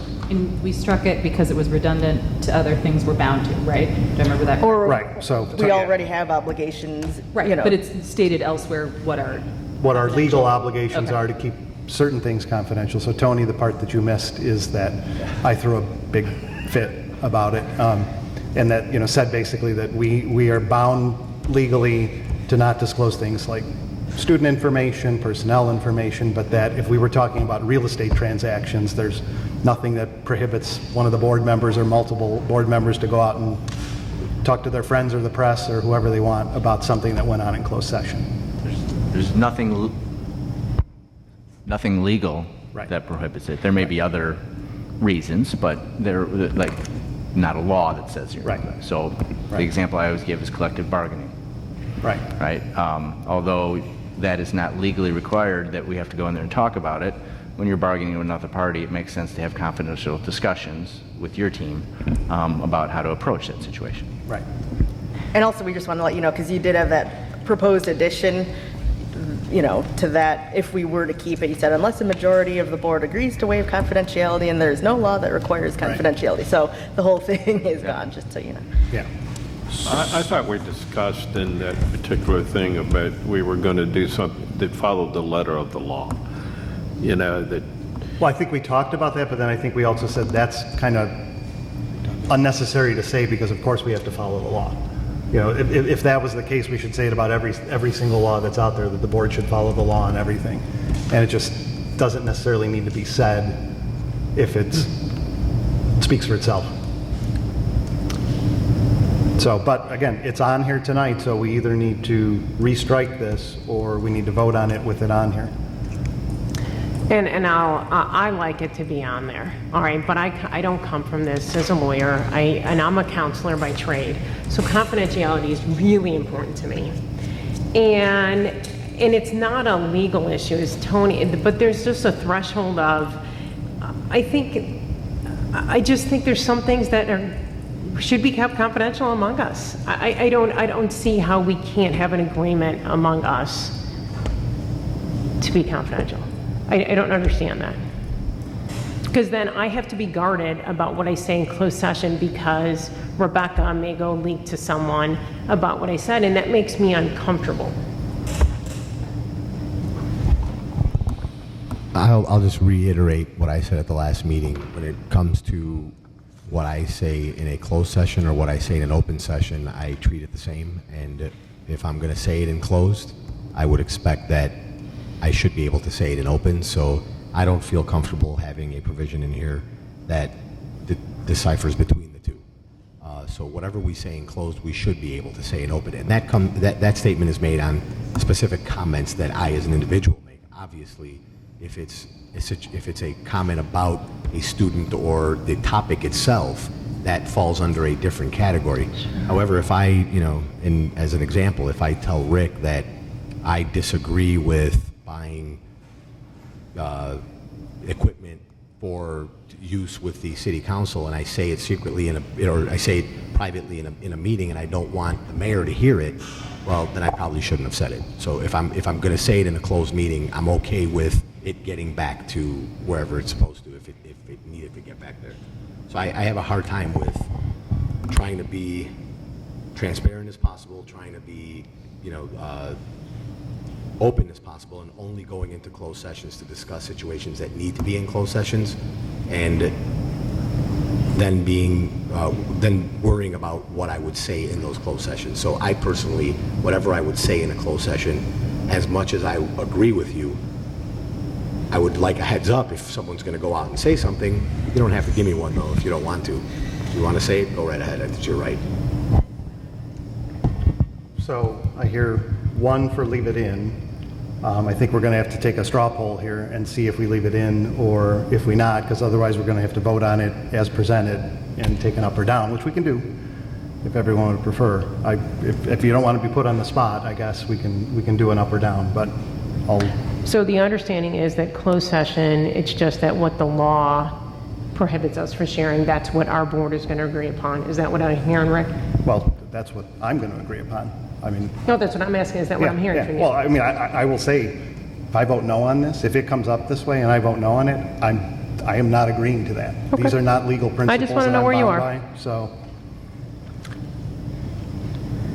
Depending on where the board goes on this, your legal counsel will just need some guidance. Right. And the reason being would be most notably attorney-client privilege communication. So usually I would assume that no one individual board member can break that confidentiality without the board. So that's another area where me, as your lawyer, would be concerned, just that we have an agreement that when I'm giving counsel, that unless the board agrees a majority, that we're going to release that information, that it would remain confidential. and again, I think that's a very specific legal situation that hopefully you or one of your colleagues would, let the board know this is a legal opinion right now. It's covered by attorney-client privilege, and Well, so I think it We're would be a either good waiving it or idea to include that in the agreement, because we're not prohibited by law to, not waive the attorney-client privilege. So Tony made a good point that maybe we do want to at least include But we that. are prohibited by law because it takes a majority of the board to waive the privilege, right? I mean, not a single board member can waive the privilege. Yeah, but I'd have to look at what law that would be derived from. I can't cite it right off the top of my head, maybe, and to look at it, but I don't. Because attorney-client privilege can be waived. Right. So depending on what the content is also, right? Because if we're talking about students, there's certain stuff that won't be released. Right. And it was just a point, as your legal representative, I wanted to make sure. I understand these are your board agreements, and this is for you guys to decide how you're going to operate. I just listened for things that I want to make sure that we're all straight on, because it's going to impact how we, your lawyers, correspond with you when we're in closed session. Yep.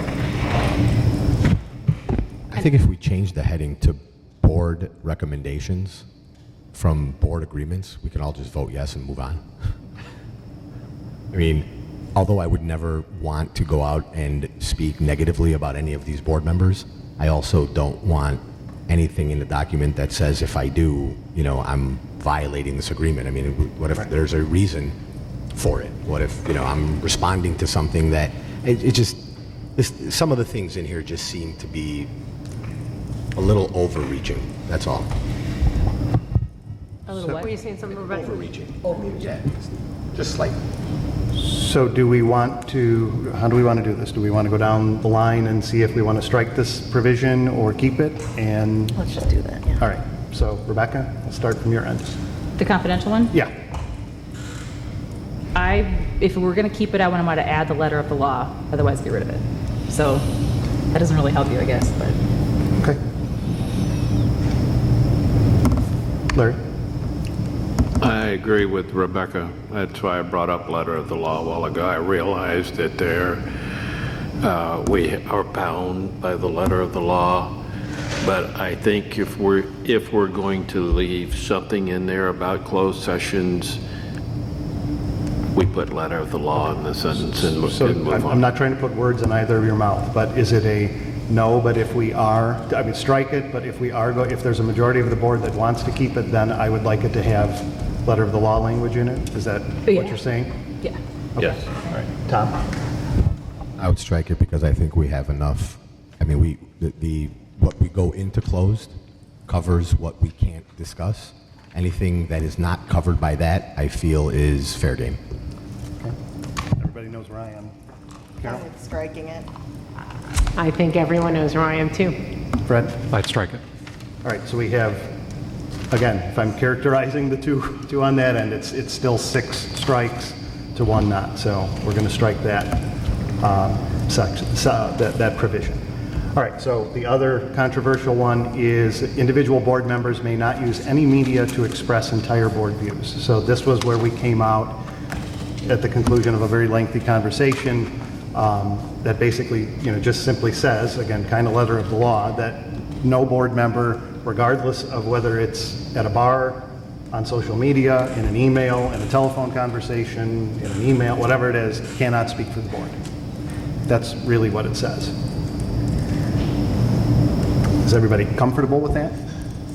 I'm comfortable with the new revision because it encompasses, or it now goes to just not speaking for the entire board, which I would never do anyway. And I'd like to make a statement here. If I ever say anything to anybody, I'm premising it with, I am not speaking for the entire board. I'm only speaking for myself.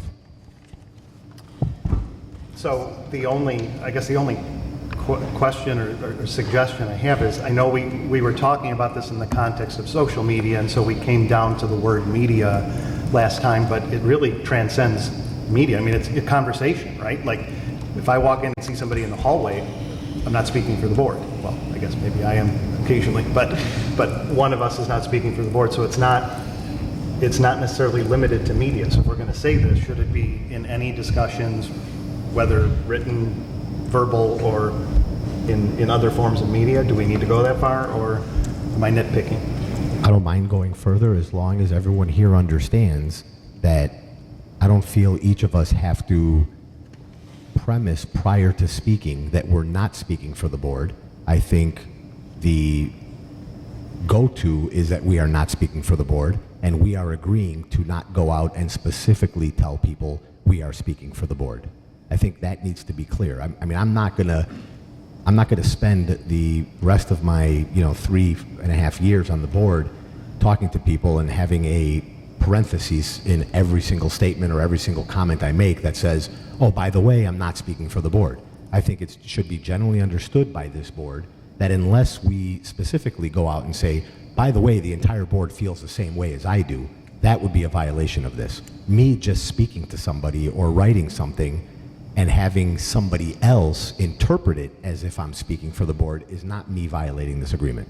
I just want everyone to understand that that's how I view it, that's how I read it, it's on record. If anyone has a problem with how I view it and read it, let's discuss. So, Tony, what do you think about flipping this slightly and just saying that board members, individual board members, may not communicate in such a way that gives the impression they're speaking for the board? I won't go for that, because the impression, if voting for that is basically saying that the other person gets to decide how I came across. I don't want other people deciding how I came across. I want, so if you want to make it really clear, it should say individual board members shall not specifically state that they are expressing the entire views of the board in their communication with the general public. That would be very clear. Sounds something like that, that's very clear, or board members do not speak For the board. on behalf of the board. Just make the statement because you don't. And I agree 100% with that. Yep. What does everybody think about that? Just individual board members do not speak for the entire board, period. If any, and we're not limiting it to social media or anything, they just do not speak for the board, period. As long as someone doesn't come back to me and say that that statement is interpreted to say you are not allowed to go out there and speak because it says you do not speak. So just as long as people are clear with... Again, this whole thing has no legal force or effect. I mean, it's a bunch of principles that have no teeth whatsoever to them, so. Except that if we agree to them... If we vote no on this, we don't agree. Right, exactly, if it doesn't But exist. if it does pass, then, and we all agree to these, then we have an honorary agreement that we're going to, like I said at the last meeting, I'm not going to agree to something that I know I'm going to violate, because that's just not who I am. I'm not going to just do it. Okay. So, Could it just read individual board members may only express individual, and then in parentheses, not entire board citizen views? So it's similar to what we had before. Tony had the addition where you added individual board members may at the beginning, and then I know Tom didn't like that whole using social media in a positive way, because what if he wants to use it negatively, which is fine. Is that fine? So the sentence would read, individual board members may only express individual, not entire board citizen views. As long as it's not clear, so as long as everyone understands at this table that I am not going to spend time clarifying to people who I'm speaking for and who I'm not, and I'm not going to worry about how multiple individuals will interpret what I said. So unless you guys want to be really clear and it says what I said earlier about specifically stating that I'm speaking for the board, if I make a statement on social media or in a conversation at a bar and I don't premise it with, I believe, and I believe this only as an individual board member, and I don't speak for the rest of the board, that I'll be violating this, because I don't want to spend the next 3.5 years doing that. I don't want to have a parentheses in before and after every time I speak or write or, you know. The worst thing that happens to you, Tom, is you get a censure for this. And also, if you take a no vote on this, you're not bound by it. So, but I mean, your point is well taken, and I'm at least I'm glad that you acknowledge that people will interpret your words regardless of how you say it. They may apply them to the board.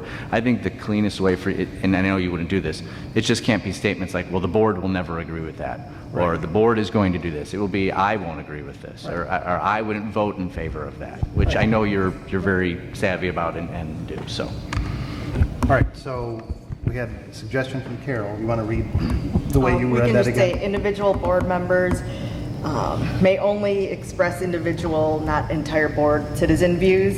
So it's what we had. I don't understand what the word citizen is in there for. I think it was in there before, and we just. I know, but I mean, it doesn't seem to. I think it was misplaced. The citizen should have been individual citizen. Exactly, Okay. individual citizen views and not views of the entire board. Right. Okay. So how do people feel about Carol's suggestion?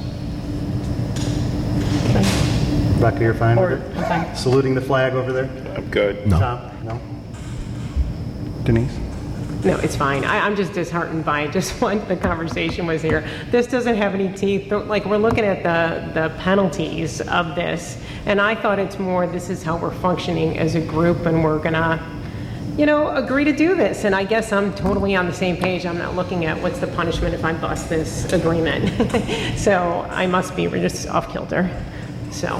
Fred? I'm fine with the way you've written it. Okay. So I just had a question though, because you did mention that you said if Tom voted no, then he's not bound by it. I mean, nobody's bound by it. Right, exactly. Nobody's bound by it. I mean, is not. There's no correlation with how we vote. To me, I see this as a moral. You're either morally going to stick to this or you're not. So, By Carol. voting no publicly, you're just stating publicly you're not. That no one You don't agree should with have this. an expectation of Tom to follow this. So my reason for my no vote, Carol, to be clear, is that no one should have an expectation that on certain elements of this agreement that I will follow them, because I made myself clear that I don't agree with certain elements of them. I just don't want the public or you guys to be misinformed as to my intentions. My intentions are not to speak for the entire board, but I also don't want the language to trip me up if I do, or if I make a statement that someone may interpret that way. So if you wanted to make it really clear, I would probably go along with it. But since no one wants to make it really clear, I'm forced to vote no. No, we're open to amendments. We're just asking, just tell us what language you want inserted. I said. Well, I just think 5 minutes ago, you all agreed that individual board members do not speak for the entire board. We were all good, and then we threw out another choice, and then we got into a 10-minute conversation about it. So can we go back to that, where you were all in agreement? Individual board members do not speak for the entire board? Sure. I think that's a true statement. Okay, that's fine. I just have to bring up one more very controversial thing. Not all of these have periods at the end. Yeah. It's driving me crazy. So can they either all have periods or all not have periods?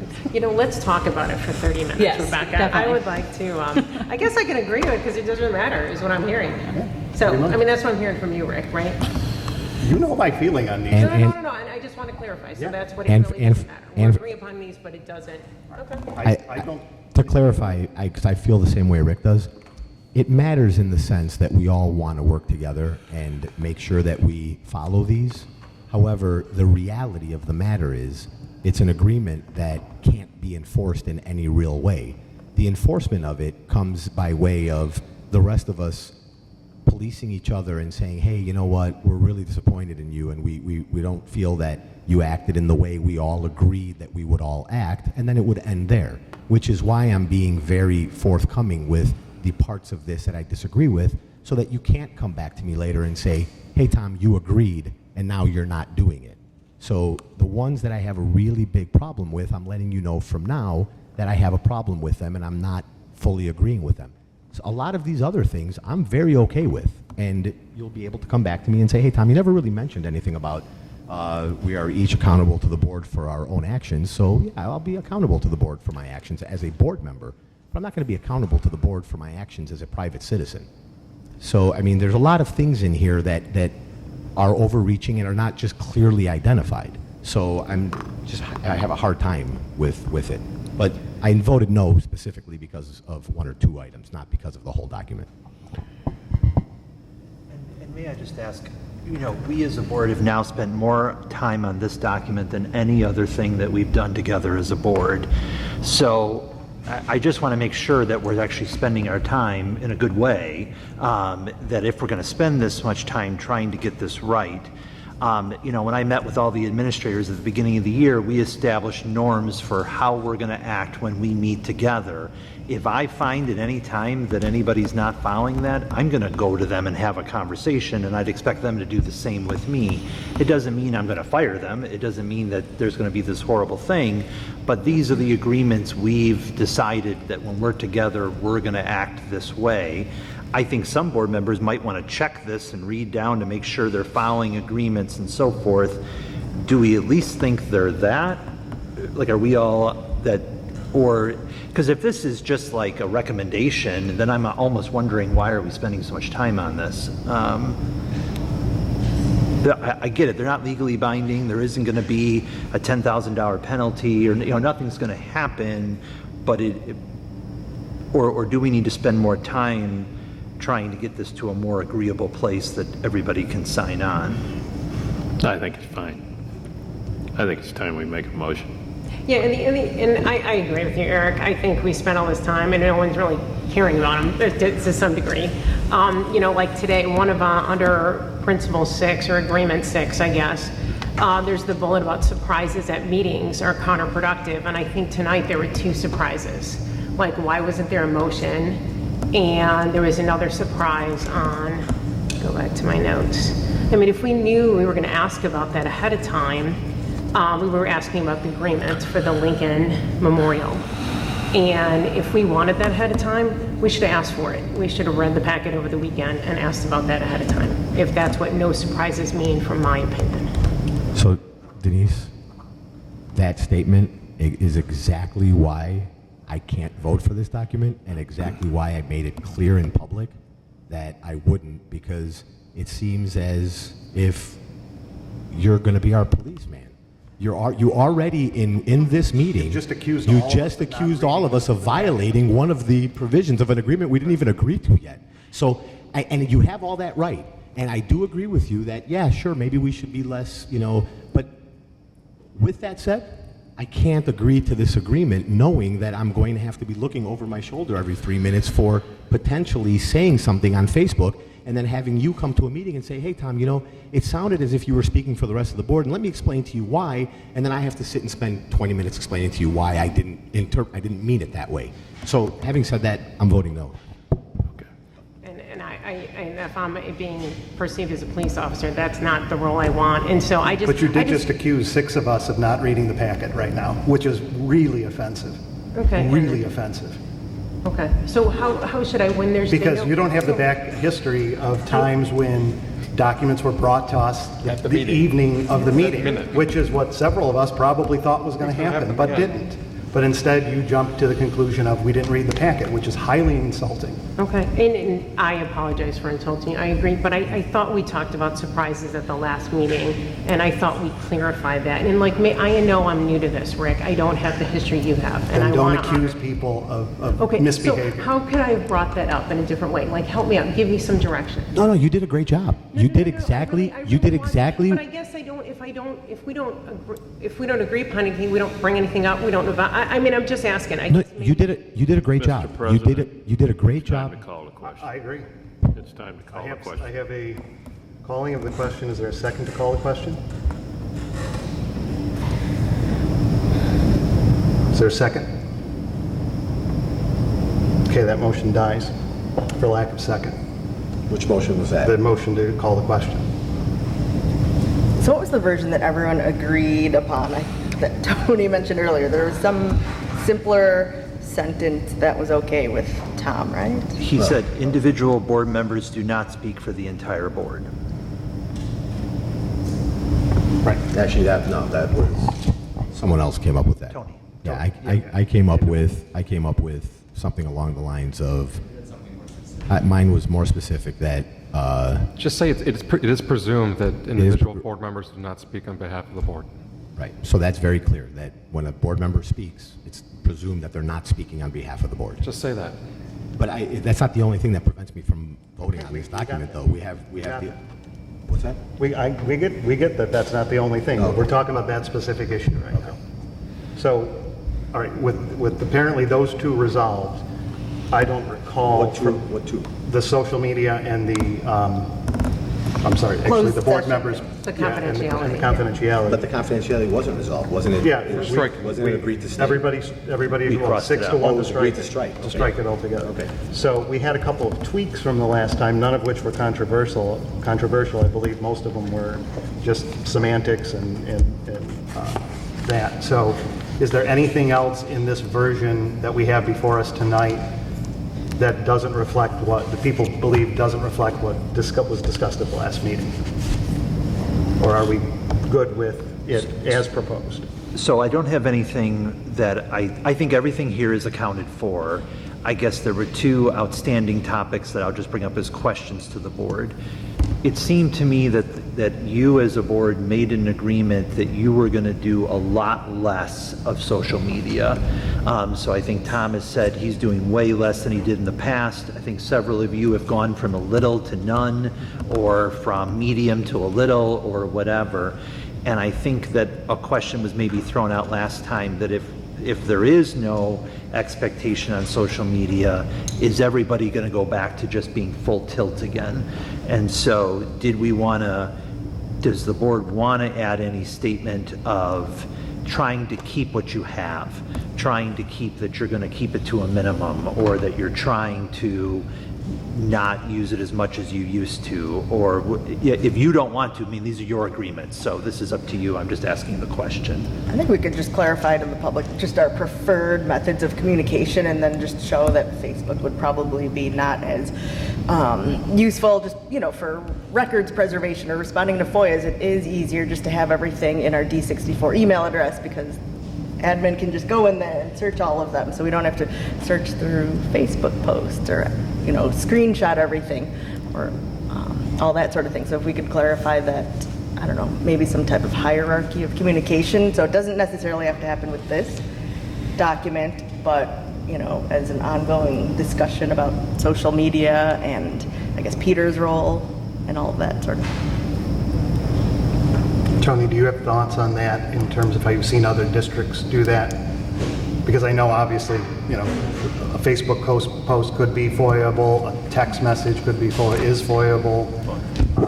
Text message, if it was about district business, Right, definitely. An individual citizen commenting on Facebook without the authorization of the whole board, I think I would argue by yourself, there'd be an issue. There'd be an issue if three of you got in there and started talking, right? We've talked about that on Facebook.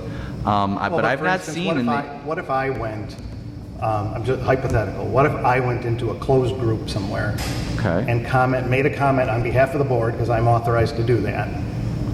If you're making it right now, it's definitely a public record. If he's doing it on your during a private... meeting. Not on my private, but let's say somebody else's private, you know, or even an instant message, I guess it could be. But anything like that where it's to another citizen, that's foiable, right? Depending on the content. If it was about board business, if it was, I was commenting on something the board did or was going to do or whatever. I think it's more complicated because we got to maintain and possess it, and you're on social media, and this is where the law has not exactly caught up. Yeah.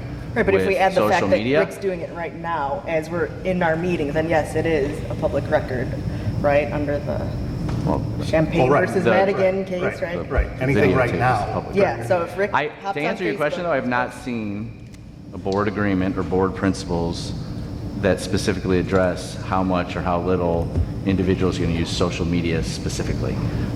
There are understandings. There are times when it's warranted. There are other times that it's not, I believe, but that's usually done on a case-by-case basis. It's really hard, I think, to make a general rule in today's day and age that we're going to really consciously not get on social media at all. But I also have been with this board for a while, and I understand why this is a topic. And I understand that this is probably going to be a controversial topic. And I don't, you guys, with these agreements, we got to get something, again, that hopefully all of you agree to. And if it's something that not all of you agree to, I understand you could take a majority vote and impose it on the others. But usually when I see these agreements, it is something that the seven of you agree upon, and if you can't, it comes off. Because you really want to start out with something that all of you could look at each other and say, listen, we actually all agree on this. Because if we're having 4-3 votes on individual things, that, to me, that's not an agreement. I know technically we could vote and make it an agreement, but is that really an agreement? And putting aside whether it's legally enforceable and all that stuff, right? Does that answer your question? I think it did. Okay. I don't know if it did or not. Yeah. No, I think it did. I think I heard Carol's suggestion, and I mean, unless somebody put something else out. Right, I mean, it doesn't necessarily have to be in these board agreements, but just a message that. Right.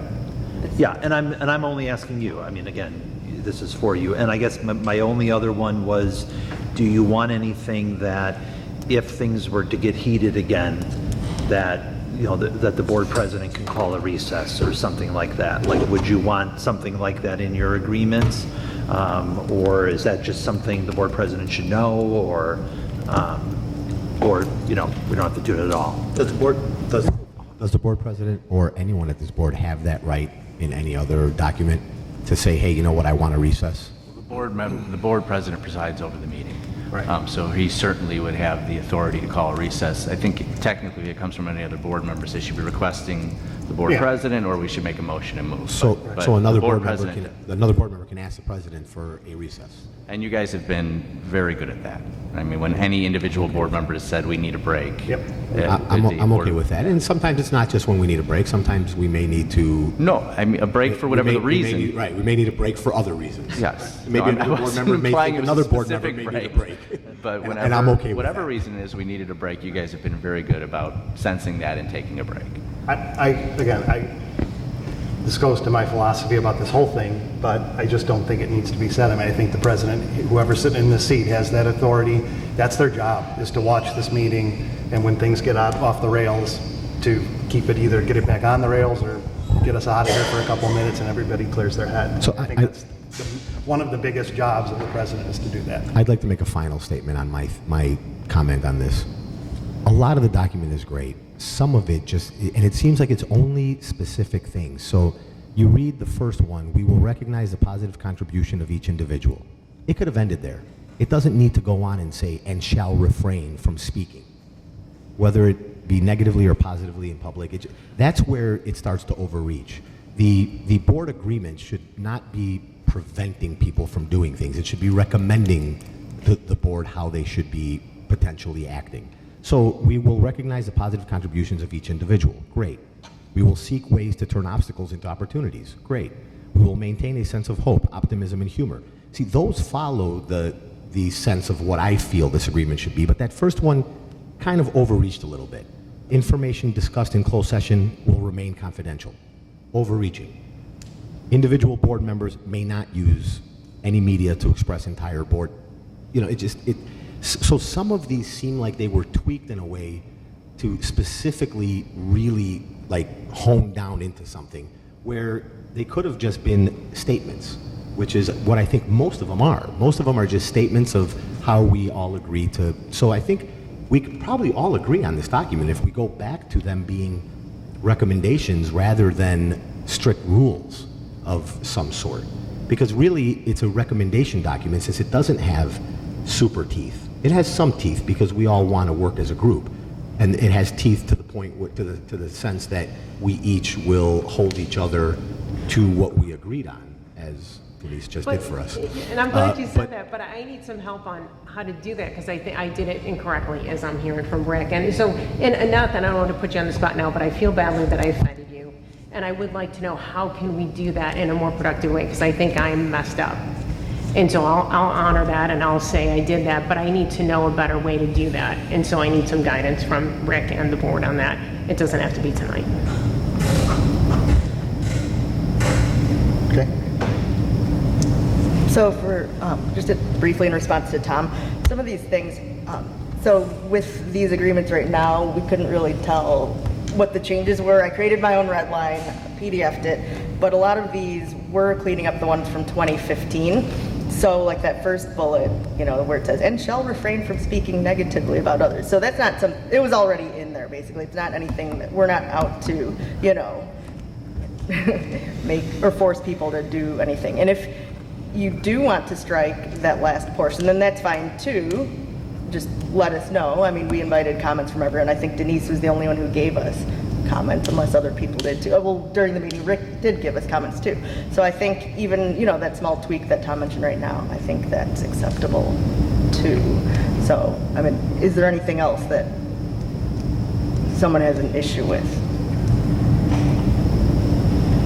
Or were those just Sorry, the main I'm confused. Did we just change something? No. I'm not suggesting that change now. But for example, I'm just saying Tom had a problem with that first. If he just gave us a red line or just told us at the I use it as an example. That's fine. To, so I don't to know how the document from day one. I mean, if he really wants to change it, I think we're fine too because we're changing a bunch of the other ones, and it looks like everything's up for tweaking. Well, if we're wants going to tweak it, I mean, I don't think we're going to get that done Right. tonight. So if that's the will of the board right now is to go back and relook at this, we can do that and table it, or we can vote on it tonight. Happy to do either. Sorry. I'm ready to vote. Okay. Yeah, Larry's ready to vote. Rebecca's ready to vote. All right. Well, wait, we don't have a motion yet.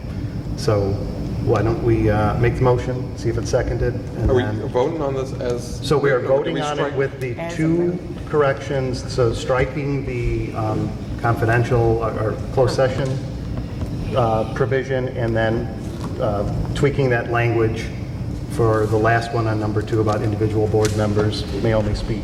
And did we want to switch that to the Tom's language? Because if so, then I need that. So I recommend individual board members may not use any media to express entire board views, and it is understood that board members are not speaking for the entire board. I think it should be presumed. Well, Fred Okay. said it is presumed that individual board members do not speak on behalf of the board. Right, so I'm giving both. I'm giving the board what is currently written there, which is individual board members may not use any media to express entire board views, so it's clear that we all agree that we're not going to do it, and then I'm asking for the addition of, but it's presumed that we are actually not speaking on behalf of the entire board. So it's a little bit of what Fred said and a little bit of what you guys wanted. So it clarifies that the presumption is not that we're speaking on the board, so I don't have to go and premise it with, I'm not speaking for the board. And I would be okay with that modification. Okay, so I'm reading what I have is that individual board members may not use any media to express entire board views, and it is presumed that board members are not speaking on behalf of the entire board. Period. Period, yes. That is very Not important. period. Semicolon, exclamation point? I don't think that, no, no What kind semicolon of there. punctuation? Let's talk about Yes, that. let's change them to all exclamation points. That's much better. Hashtag. More enthusiastic. All right, everybody's good with that? Yes. Okay. So again, just back to my earlier question about any of the other tweaks, and we all believe we got everything in there from that last meeting. So this version includes all of the other little sort of minor tweaks that we got in towards the end. Yep. So did we ever make the change from last time on the surprise one? Because I do remember we talked about, we all don't want to give surprises, and I gave my explanations as to why I agree 1,000% with not coming up with surprises. But we also discussed in length that sometimes, and Larry was the leader of this, sometimes we are sitting at this table and we have to ask a question that we didn't either think about asking earlier or didn't have the time to for some reason. So we were going to make a little tweak about surprises that gave a little leeway there so we wouldn't be called out every time, asking that question. I think this was slightly tweaked language, wasn't this, from what we had the last time? I don't The think so. surprises? No. The surprises, I think it's the original language. Okay. But I think there was the understanding that Larry pointed out that you just reiterated, yes. Okay, anything else? So are we going to make changes to that or no? Do you have a suggestion for Yeah, the do you have a change, Tom? suggestion? That we might, because I think it says surprises at meetings from board members or administrators are counterproductive.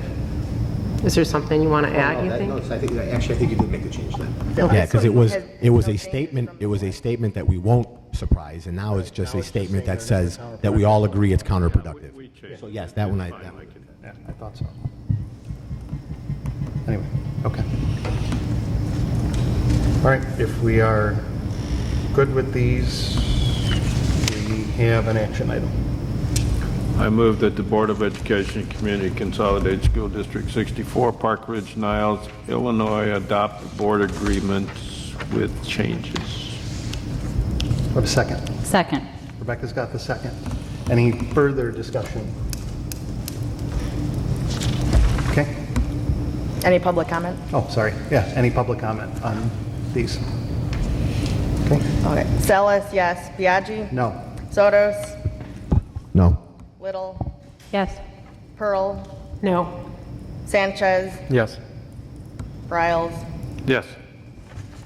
I think that was 4-3. If my math has got it right, so they passed.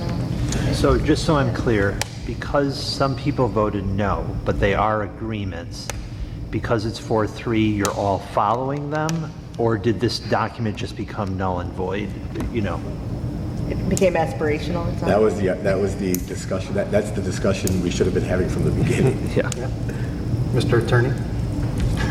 Are they aspirational now? Or you don't? They're approved by a majority of the board, so they're the operating principles. But like I said earlier, it's ideal if it's 7-0 because you should all agree to operate by these principles. And as we've also mentioned several times, when you don't, there's not much you can do about it. So at this point, you have a document that you have approved that's about what I could state about was accomplished right now. Okay. We are on to the last item, and that is Dr. Olson. Yep. So 2 points to bring up here. First, in the upcoming agendas, just wanted to make sure we're all okay that we are going to go ahead and cancel the October 7th COW meeting. So just want to make sure everybody's in agreement with that. And then secondly, although it does feel like it was quite some time ago, I do have some updates on the beginning of the school year. So first of all, under new teacher orientation, we did welcome about 30 new teachers to the district this year. We give them 2 days of professional development, which is mostly chaired by Lori Lopez, who designs the plan for those 2 days, and many of the administrators across the district and staff are involved in helping our new teachers get acclimated to the district, getting them connected with their mentors, and learning about the key pieces of District 64. We have 2 Institute days to start the year, Thursday, August 22nd and Friday, August 23rd. Thursday, staff start at their individual buildings and devote their time to building topics, welcoming new staff, team building, but they also review data, go over their crisis team planning, like their emergency plans and so forth, and get ready to start the school year. On Friday, we had the entire district come together at Emerson. Rick spoke on behalf of the board, Aaron Breen spoke on behalf of the PREA, and I spoke as well as having a motivational speaker for the morning. And then in the afternoon, it was dedicated to team and department meetings with professional development in order to get ready for the school year. We had different start and stop times for our preschoolers and our kindergarten students, and we just want to finally, as the board has recognized, give a big thank you to our maintenance and custodial staff for all their work over the summer, to our teachers and our teaching assistants, of course, for everything that they prepare, for our office staff and our nurses for everything they do to help the teachers get ready for the year, and of course to our administrative team that is busy throughout the summer getting ready for the new school year as well. Outside of that, I think that's it. Okay. There were no other FOIAs, I know. Correct. That we talked about that just since our last discussion. Okay. Any new business from the board? Wow. Okay. Then I move to adjourn the meeting. Second. All in favor? Aye. Okay, we are adjourned. All right.